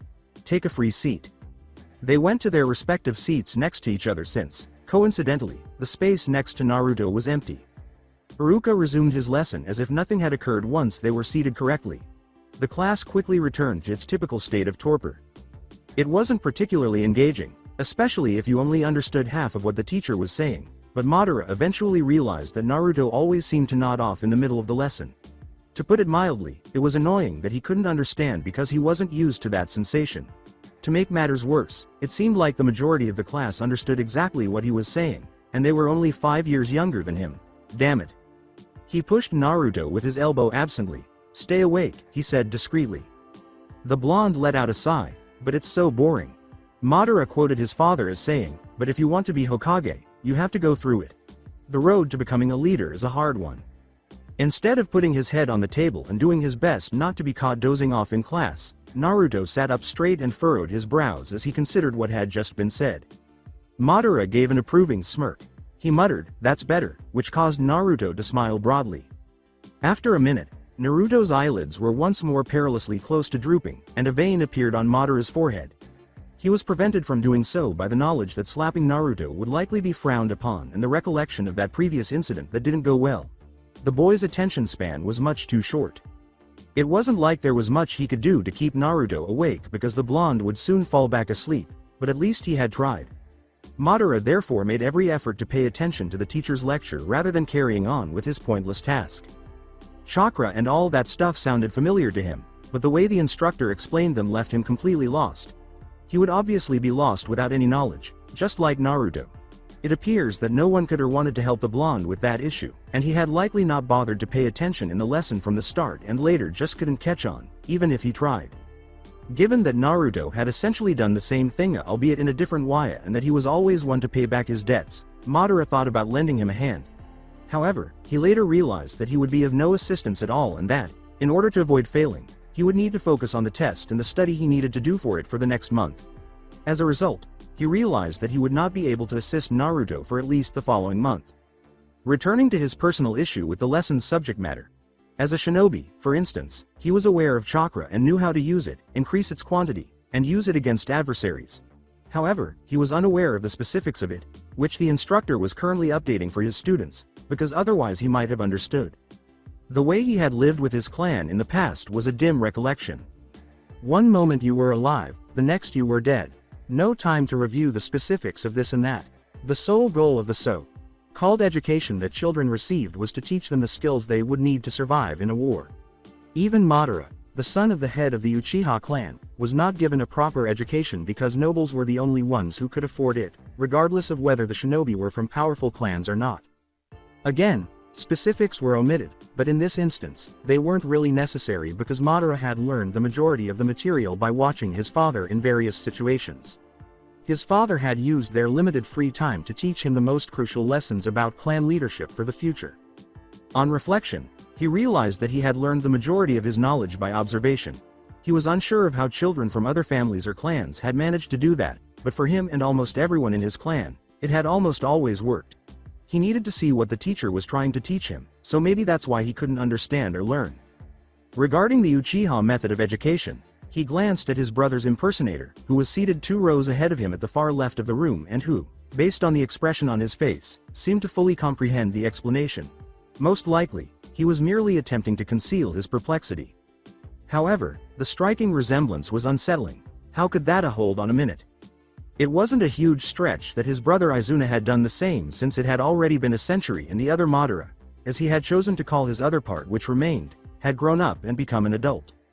Even if he had gone insane, he couldn't believe that he would do everything in his power to protect Izuna and let him die before he did. Izuna would have most likely done adult things if he had been an adult, so it would be wise to avoid speculating too much about what his younger brother, who was essentially a baby, might have done. However, sitting just 2 rows ahead of him was most likely the outcome of those activities. After realizing that, he wasn't entirely sure what he was meant to do. Should he attempt to help his ancestor in order to make up for the things that had clearly gone wrong with his brother? Madara shook his head in an attempt to focus. There was plenty of time and opportunity to assist him because he was currently his brother. When the bell announced the end of the period, he had to stop himself from joining the other students who practically ran out of the classroom.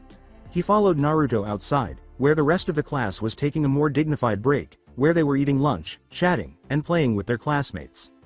Apparently going to a small group of students standing directly in front of the swing, Naruto took his hand and dragged him along. He gave the boy a questioning glance, but it was totally disregarded. "Hey, look, that's my friend, Madara. He helped me paint the Hokage mountain. Oh, and he's also the brother of Sasuke. Naruto boasted as they were directly in front of the group, who had now turned to stare curiously at the approaching duo.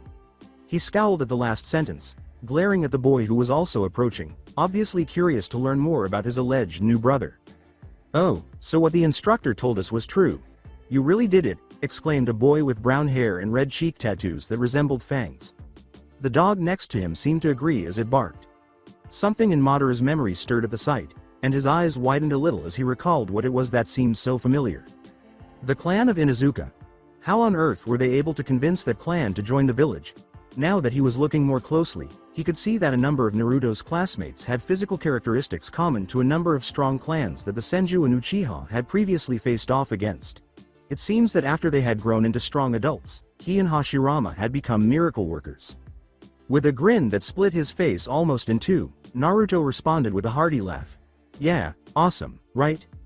Since no one bothered to talk to him, mostly due to the age difference and the ensuing shyness at approaching him as a foreigner, Madara gradually began to tune out the chattering of the other kids as they asked him questions. He caught a glimpse of Sasuke glaring at him, not Naruto, out of the corner of his eye. Slowly, a smirk crept onto his lips. That could become interesting. He slipped off and walked slowly to his fellow clan kin, who were watching him approach warily, their dark eyes narrowed, making sure that no one, not even Naruto, was really paying attention. Madara said, "I get the distinct feeling that you've wanted to talk with me, in an airy and purposeful manner." Sasuke's only response was a scowl, but it actually looked more like a pout, which made Madara laugh hysterically. He was still too much like his brother. Evidently, the young Uchiha had also observed that his supposed frown was not having the desired effect, so in an attempt to hide that embarrassing moment, he used the most authoritative tone he could manage, a one he had inherited from his father, to say, "Explain." Even though he didn't like it, the boy was higher in the hierarchy right now, regardless of whether he was the older one or the son of the clan head now. The elder Uchiha raised an eyebrow at the tone because it was typically him using that particular one, but he didn't react in any other way. The boy, despite his youth, was a fully accepted member of the clan and one of Fugaku's biological sons, but the fact remained that he was still merely an adopted foreigner. Any effort to alienate the boy would be futile, particularly if they were to share a residence for an indeterminate period of time. At least this is what he told the part of him that wanted to chastise the younger Uchiha for having the audacity to command him around, as long as it didn't seriously damage his dignity. He assumed that complying with the boy's order wouldn't cause too much harm. "I went to the village, after my mother died, who told me shortly before she passed away that my dead father had been a Uchiha and that his clan might be willing to take me in." Madara made up the story on the spot, reluctantly sticking to the "bastard" narrative because he suspected there had to be a reason for it and because that was what everyone who wasn't involved in this business seemed to be thinking. The existence of a second Uchiha clan was presumably something that shouldn't be announced to the entire world. Sasuke, who was already losing track of how many times his father had told him and Itachi how important it was to keep the Sharingan in their clan, meaning no affairs, asked incredulously, "So the clan just did?" The mere thought of it made Sasuke's face almost as red as his favorite vegetable. It seems that his father had no reason to make that obvious right away, despite the fact that none of his boys had yet reached adolescence. "Well, they did, after I've shown them my skills which I was taught by my mother, and I must have impressed them pretty much, seeing as I'm now Uraniki," Madara said, grinning slightly in satisfaction as he concluded his story. At last, the thought of Izuna stopped making his insides churn. Sasuke frowned and pouted once more. "Itachi is my Aniki, you're a." His upbringing prevented him from making such a direct insult to the other boy. Whatever, he whirled around angrily, revealing his back to Madara. "I don't care how awesome and super strong you are. You can never replace Itachi or me." Then he abruptly and dramatically left, leaving Madara completely perplexed. What on earth was the source of that? Dog was hidden, crouching on the roof of a building close to the academy. A frown was slowly taking shape on his face beneath his dog mask. Uchiha Madara, formerly Madara. To be honest, he had no idea how to feel about the boy. At first, he had been shocked and furious when the boy had poop on Naruto. The son of Yondaime, the dark-haired boy, had intended it to be a message, telling the blonde that he was as low as trash and deserved to be scolded, and he had interpreted it as some sort of cruel treatment. Only after years of training and experience had he been appointed as one of the youngest members of the Anbu, and the directive that he could only intercept if Naruto was in danger of bodily harm had enabled him to suppress his desire to kill or, better yet, to give the boy a well-earned Chidori. But as it turned out, it had only been one major misunderstanding, and before Dog could fully comprehend what had happened, the two boys had appeared at the Hokage mountain, ruining the faces of Konoha's powerful leaders, giving each other high fives, and seemingly behaving as if they had been best friends for ages. The sight of Naruto laughing so high above the ground, supported only by a few flimsy ropes, had made something inside his heart hurt. A sincere chuckle, his face so radiant, so full of warmth and joy, it had been like gazing into a tiny sun. And for once, he sincerely hoped that the boy, whoever he was, could be Naruto's true friend and bring him the kind of joy that he himself could not provide. Despite knowing that the boy was very suspicious and that he should step in to stop it, the part of him that had kept him alive during the war and all of the extremely risky missions as an Enbu captain was powerless to ruin that priceless moment in Naruto's life. Because mental health was just as important as physical health, if not more so. It was hypocritical of him to use that as justification for his actions, given that he had done nothing to protect the former but only the latter. Everyone he had ever genuinely cared for was dead, and he was trash. Mom. Dead. The fact that his father never held him accountable for her death only made it worse. She had sacrificed her life to bring him into the world. Dad. Dead. His father was a good and honorable man, so the fact that he hadn't stood by him during his darkest hour and that he had been such a bad son that his father hadn't even seen the need to live for his son's sake said a lot. Obito. Dead.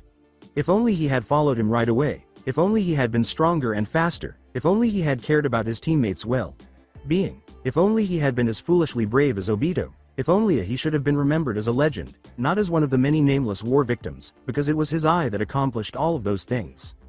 No matter what he tried, he could never hope to even come close to what he had accomplished. Slacking off and making excuses for being late did not shape the man, boy, he had been, and he would do anything to speak to his teammate in person rather than to that memorial stone, which was merely a cold and hollow remnant of his failure. Rin. Dead. Killed. A Chidori through her chest. She had fallen like any other enemy he had faced in the past, even though she had been so much more than that, and he had tried everything to protect her and had died for it. She had died, he had killed her. A promise, a broken promise. Engraved into his memory forever through the red veil of his Sharingan, looking accusingly at him, whenever his left red eye happened to be uncovered and he looked at a reflective surface.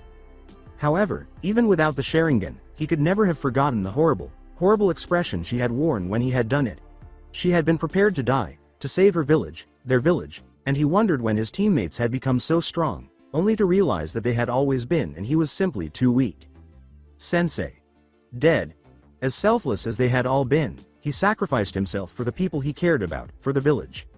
Sacrifice was a word he detested because it reminded him of the things he didn't want to think about, lest he break, which he had already done. The vile demon was sealed in his sensei's own son, and he hated the fact that his sensei's last wish wasn't fulfilled and that the very villagers for whom he had died were spitting on his hero's sacrifice, his legend. However, that was nothing compared to the fact that he did nothing, only keeping the boy safe, and that was nothing in comparison to what he could have done, what they had done, or rather what they would do, if they were still alive, which they weren't, only he was the weakest, and he hated it. Even lower than that is trash. He knew that even noble sacrifices wouldn't make the death less painful, less cold, and cruel, so he couldn't protect and make his sensei's son happy. If he did, the boy would surely die one day, his blonde hair tainted with his own blood, his bright blue eyes blank, and his expression hollow and dead, as if they had all been ultimately. And he knew that if it happened, it would shatter him. He wasn't even that close to the boy, he hardly spoke to Hima, but if he did, it would hurt even more to see Obito's smile on Sensei's face. He would never forget himself for that. He therefore stayed hidden, guarding and observing the boy from a distance and detesting every moment of it. A genuine smile appeared on his lips as he watched Naruto laugh as if he had no worries in this harsh world. A laugh threatened to burst out of his throat, but he was able to control himself because no one was supposed to know he was there. He was amused by the way the two of them continued to ruin the mountain and how they were ultimately reprimanded and punished for their prank. He also saw how Naruto later met the boy again and how the boy had injured Hima not physically, as the boy would have lost a limb before he could even squeak but mentally, which was the thing he feared would happen the most, and he cursed himself for not doing what was required. He had previously had to fight to remain motionless and only let himself grip his katana more tightly, ready to respond if or when things got out of hand. Only to be completely taken aback once more when he saw the two boys embrace and then pretend nothing had happened whatsoever. Even though it had been confusing and completely unfathomable, he couldn't help but feel that it was the right thing to do, that his teammates and sensei would have approved of it, and that he should let it happen. Feeling more alive than he had in a long time, He watched as the two boys parted ways, making a commitment to meet again the following day. He then followed the blonde until the boy had arrived safely at his messy apartment, mentally noting that he should tell the Hokage to send someone to clean up because it wasn't exactly healthy for a child to live surrounded by litter. Rin and Kushina would have likely gotten upset if they had witnessed that. He had watched, hidden in the shadows of the buildings surrounding the apartment, as an excited Naruto made himself some ramen. Kami. One day he had to somehow persuade the boy to eat fruits and vegetables, and then told his plants. It was sad, but he supposed that plants were better company than him, at least the ones Naruto had. Of course there are plants, used in combat, which could very well get one killed, but that was something entirely different, that he had really made a friend who was, like absolutely kick-ass awesome and cool. Hawk had gone straight to the Hokage's office when he arrived to release him, knowing that the Sandaime would likely want to know more about the two boys' relationship, particularly how it affected Naruto, even though the Hokage had been present to witness their prank. After he had given the village chief today's report, which mostly focused on the encounter between Naruto and Madara that had made the Hokage laugh more than once, he was given the details about the boy, Madara. Looking back, it had been pretty funny, and because this was about Naruto, he immediately told the old man what he had been told, which at times sounded more than a little unrealistic. The old man reassured him that for the time being, they would just assign some Anbu to watch over him and wait. The way the situation had been handled had not pleased Dog in the least. It was too passive, but it also fit the way he had been acting around Naruto. Being the submissive soldier that he was, he had nodded in agreement and hadn't raised any more objections, spending only a fleeting moment considering their reaction to his choice. Most likely not with applause and giggling. His final action before leaving the office once more was to ask to be on Naruto watch duty tomorrow as well. He had to keep an eye on Naruto, the boy, and the development of their friendship. Luckily, the Hokage granted his request because he had no missions assigned to him for tomorrow. As a result, he found himself watching another meeting between Madara and Naruto in one of the many classrooms at the academy. This time, it appeared that Uchiha was also involved, and it had been peculiar, perplexing, and extremely funny, all of which Dog assumed were typical in a friendship like theirs. They later went outside, and Naruto showed Madara to his classmates, positively boasting, and he watched with interest as Madara and Sasuke conversed. As he remembered it now, Sasuke stormed off after shouting something that made roughly as much sense to him as it did to Madara. Indeed, wherever that boy went, something intriguing was certain to occur. It was an enigma, and he would solve it for Naruto's benefit and to satiate his own curiosity, but primarily for the former. Dog continued to have concerns about the Uchiha boy and his friendship with his sensei's son throughout the day. "Hey, Madara!" Naruto shouted as he rushed to the Uchiha, who was still displaying a puzzled expression. "What would you do to make the Teme look so pissed?" Madara quickly returned his focus to Naruto after noticing that the other kids were also observing him with interest. "I have no idea," was his sincere response. The blonde scowled and started to speak, but he shook his head as if he had changed his mind. "Whatever. I want to show you how awesome I am at swinging. I can get really, really high." But when the bell once more announced the end of the break and the kids had to head back to their classrooms, the blonde's attempt to demonstrate his swinging prowess to his friend was cut short. Fortunately, the remainder of the school day was much more engaging than the previous lesson. Madara watched with a great deal of amusement as the students struggled to execute the henge jutsu correctly. The outcomes of their endeavors varied from remarkable to comically pitiful. Regrettably, Naruto's attempt fell into the latter category. He assumed that if one had a vivid imagination, the object in front of him could be the teacher overseeing the current lesson, the one actually going around pointing out the students' errors and offering advice on how to get better. Despite the fact that it was human and everything was essentially in its proper place, Madara was certain that one hand should be as large as a leg and that the nose shouldn't take up half of the face.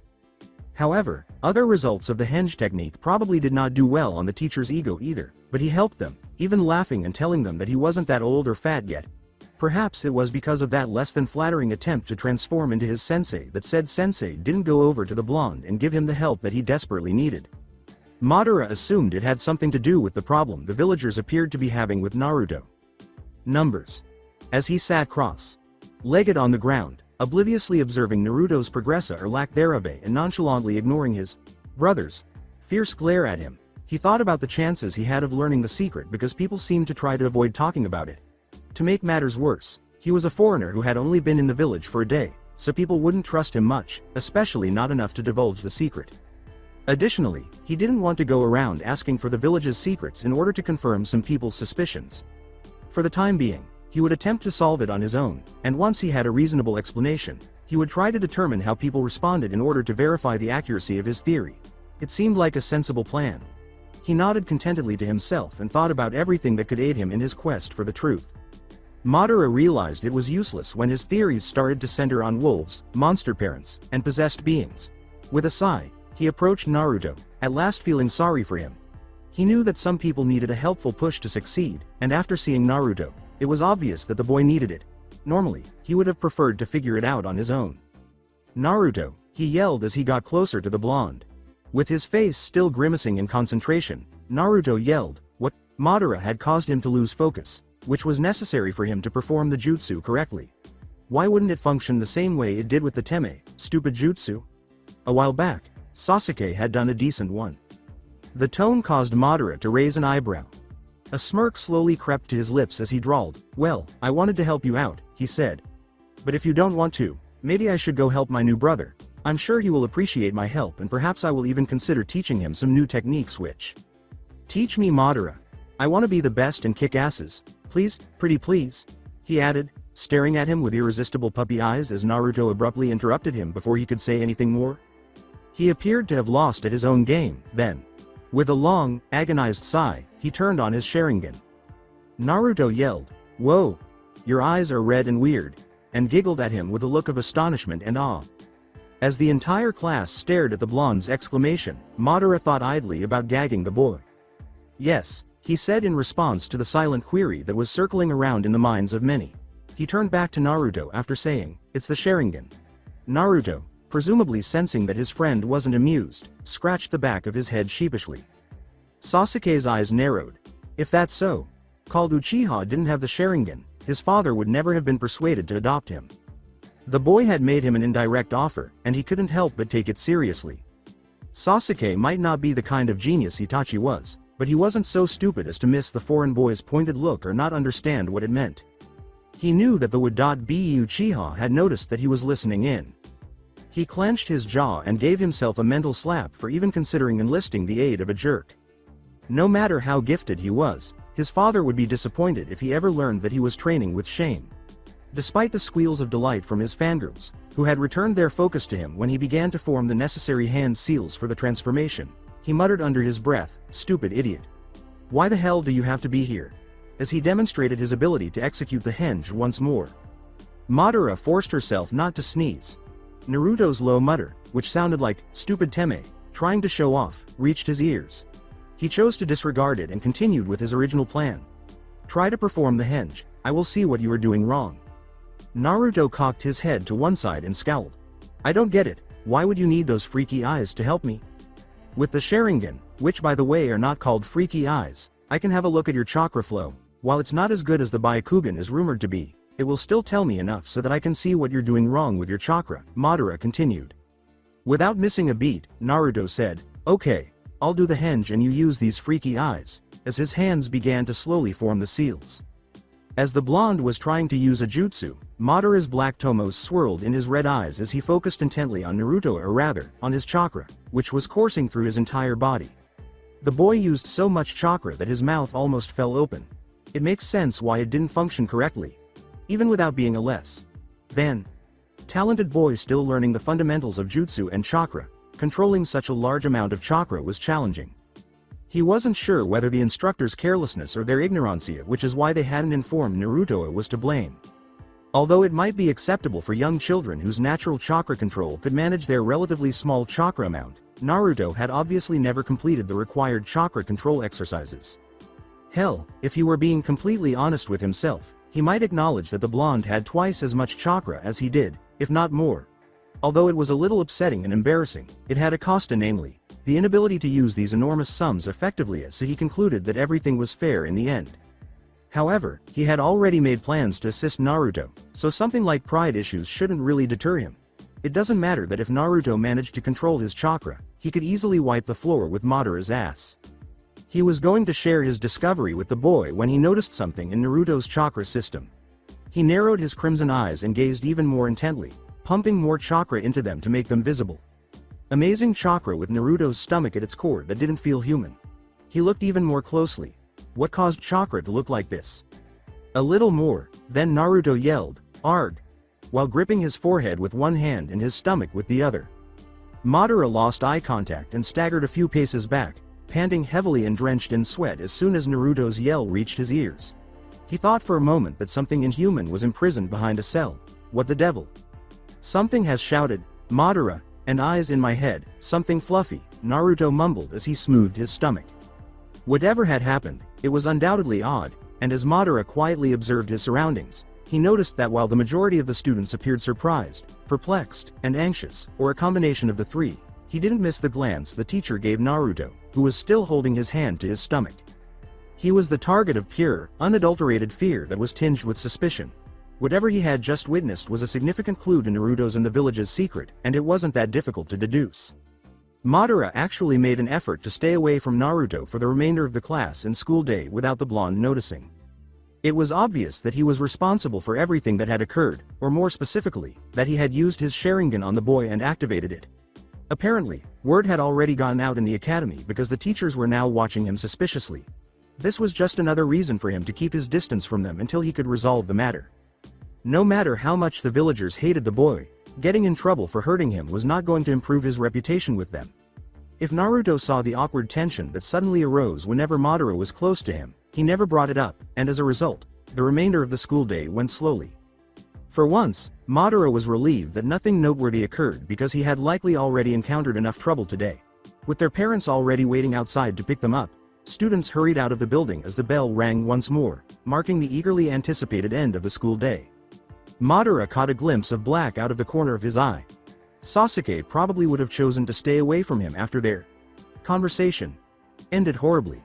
But he couldn't possibly ignore that problem, and with that in mind, he was ready to follow his new brother when something tucked into his shirt. He turned around in frustration and looked into Naruto's serious eyes. Madara felt a little tense because of something in his eyes. With a blank expression that would have made any shinobi proud, the blonde asked, "Do you hate me now?" Madara asked uneasily, "How did you come to that conclusion?" even though he already knew the answer. "You're avoiding me," Naruto said softly, frowning at the ground as if it had deeply irritated him. Why in the world was it all so complicated, Kami?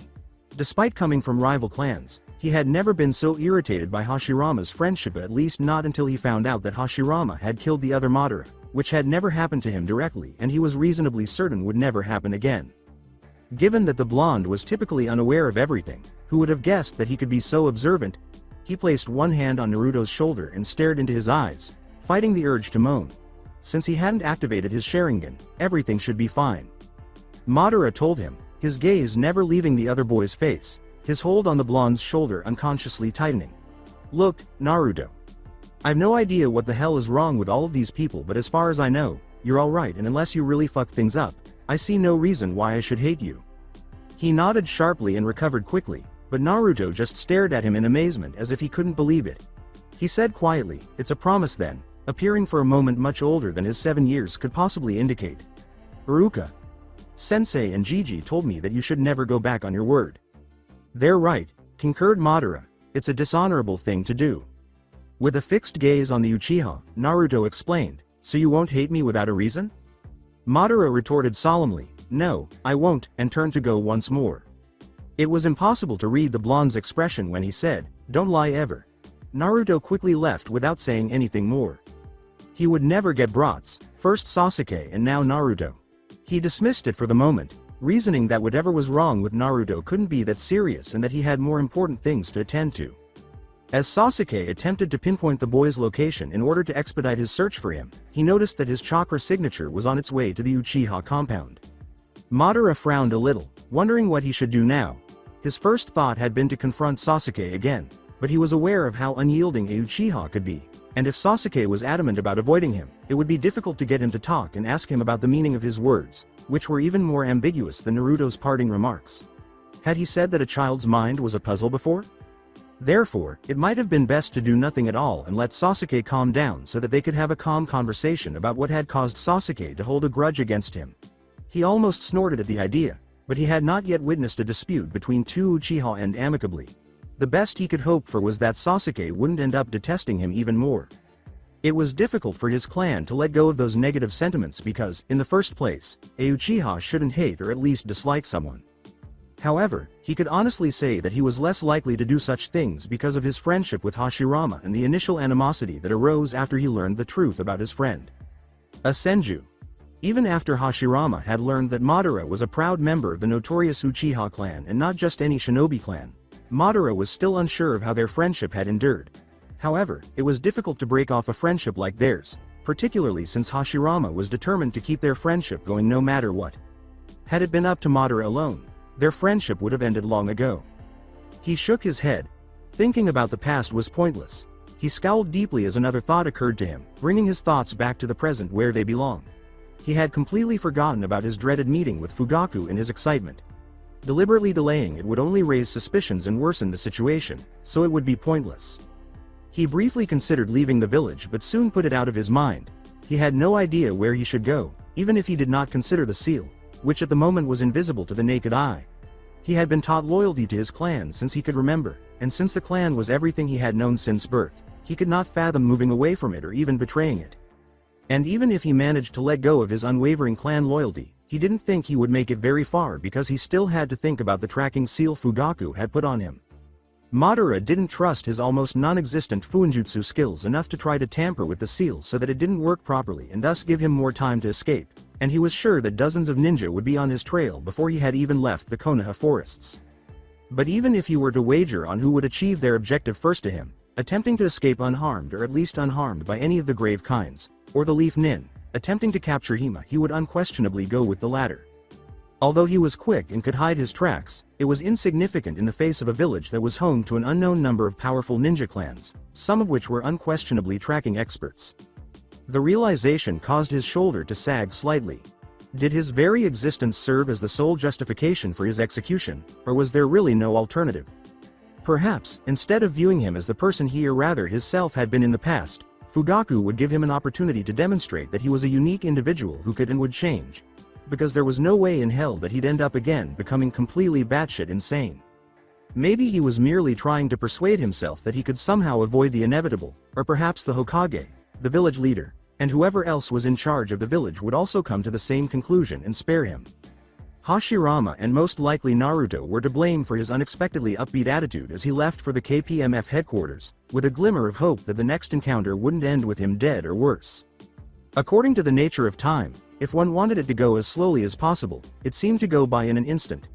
In Madara's case, he found himself standing in front of the headquarters entrance with no clear idea of how to handle the delicate situation he was in at the moment. Madara let out a deep sigh and wore the face of someone who was painfully slow, walking straight into death's grasp, realizing that everything might soon be over. He made his legs move in a step by step, getting closer to Fugaku's office with each one. It wasn't like there were many people who would truly mourn his passing at this time. Most people didn't even know him personally, and his so-called family hadn't known him long enough to be truly sad over his passing, and Naruto would at least be able to see his fallen comrades again if one of the worst possible outcomes of his death did indeed occur. Madara understood that the boy would be devastated to hear of his passing and that he might be the only true friend the blonde had. But he was too preoccupied with his own welfare to be able to muster any sense of guilt or sorrow. Furthermore, it wasn't as if they were the best of friends, and he was confident that the blonde would move on with time.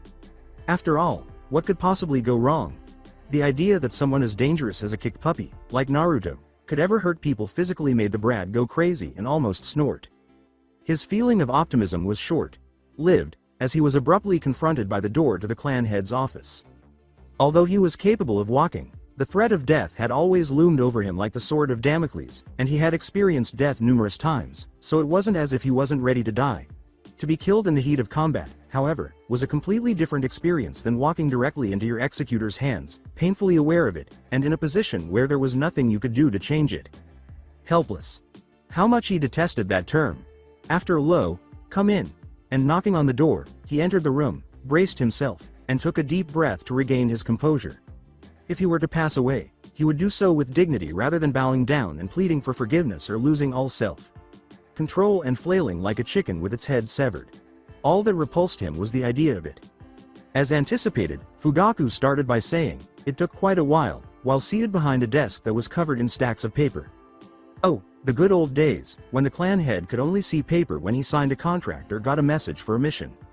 I was busy getting myself familiar with the village, and as far as I know you didn't state any exact time.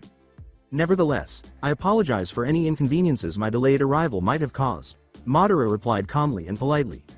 Being courteous to the person making the decision to end your life was always a good idea, especially if it was still up in the air. I see, Fugaku said. Squinting his eyes a little, he got up and opened his desk drawer, pulling out a vial and an odd object with a needle or something similar attached to its end. Madara scowled. The clan head elaborated after noticing the boy's cautious expression. This is what you call a syringe, and I will use it to take a blood sample of you, which one of my men will control to see if you are indeed a true Uchiha in blood, although I'm willing to also accept slight changes, seeing that your clan has diverged from mine quite some time ago. Now, bare your forearm, which one is not of importance, and then I will push the syringe into your arm. It does not hurt, he added hurriedly after noticing Madara's grimace. Madara nodded in comprehension and followed instructions, albeit reluctantly. However, since he rarely allows himself to be intentionally stabbed, it couldn't be too bad. With his eyes closed, he let out a low hiss as a sharp object pierced his arm, but the pain and the foreign object vanished in an instant. He opened his eyes once more and saw how his blood was put into the vial before it was sealed. He watched the red liquid that had once been a part of his body wash away in its container with a sort of morbid fascination. Attached to his flak jacket, Fugaku tucked the vial into one of his pockets. Fugaku told him, "Now, we'll go over your memories." Incredulously, Madara repeated, "Go over my memories?" He was definitely going to be busted now. Why? Isn't me being Uchiha proof enough? Fugaku's eyes, which were already gradually becoming deep red, narrowed. This alone would only prove that you might be a bastard, he directly told him. To see if you were truly from another Uchiha clan, I have to see your memories of that clan. However, even your memory could have been tampered with. If you bear the blood of Uchiha and present me the memories of that other clan, I'm willing to trust you completely. The last part almost made Madara snort. Have faith in him. Only a small part of him had the intelligence to try to think of a plausible excuse in a last-ditch effort to keep his identity a secret, but the majority of his thoughts were focused on trying not to freak out completely. However, he couldn't think of anything, and he knew it had started when he felt the familiar sensation of something heavy crushing his head. From the corner of his eye, he saw other shinobi, probably Uchiha, suddenly materialize. They were probably making sure he wouldn't try something amusing. He disregarded his instincts, which begged him to use his Sharingan to launch a counterattack. After reaching that conclusion, with a group of probably experienced Sharingan users surrounding him, it wouldn't be useful anyhow. Though he was aware that it would cause him excruciating pain, he made an effort to resist and at least hide some of his memories as mental daggers tore through his memories and he saw glimpses of his life before the madness began. His head felt like it was going to break, and it took a lot of effort to keep from screaming loudly. Just before he passed out completely, he cursed his own stupidity for attempting to defend himself and hurting himself. He wouldn't even realize he was dead now. That might not be too bad, though. When he last saw Fugaku, he saw an expression of complete shock. After that, everything was dark, with only one thought remaining in his otherwise empty mind. Shit. That's it for today. I hope you guys enjoyed this great story. See you in the next one.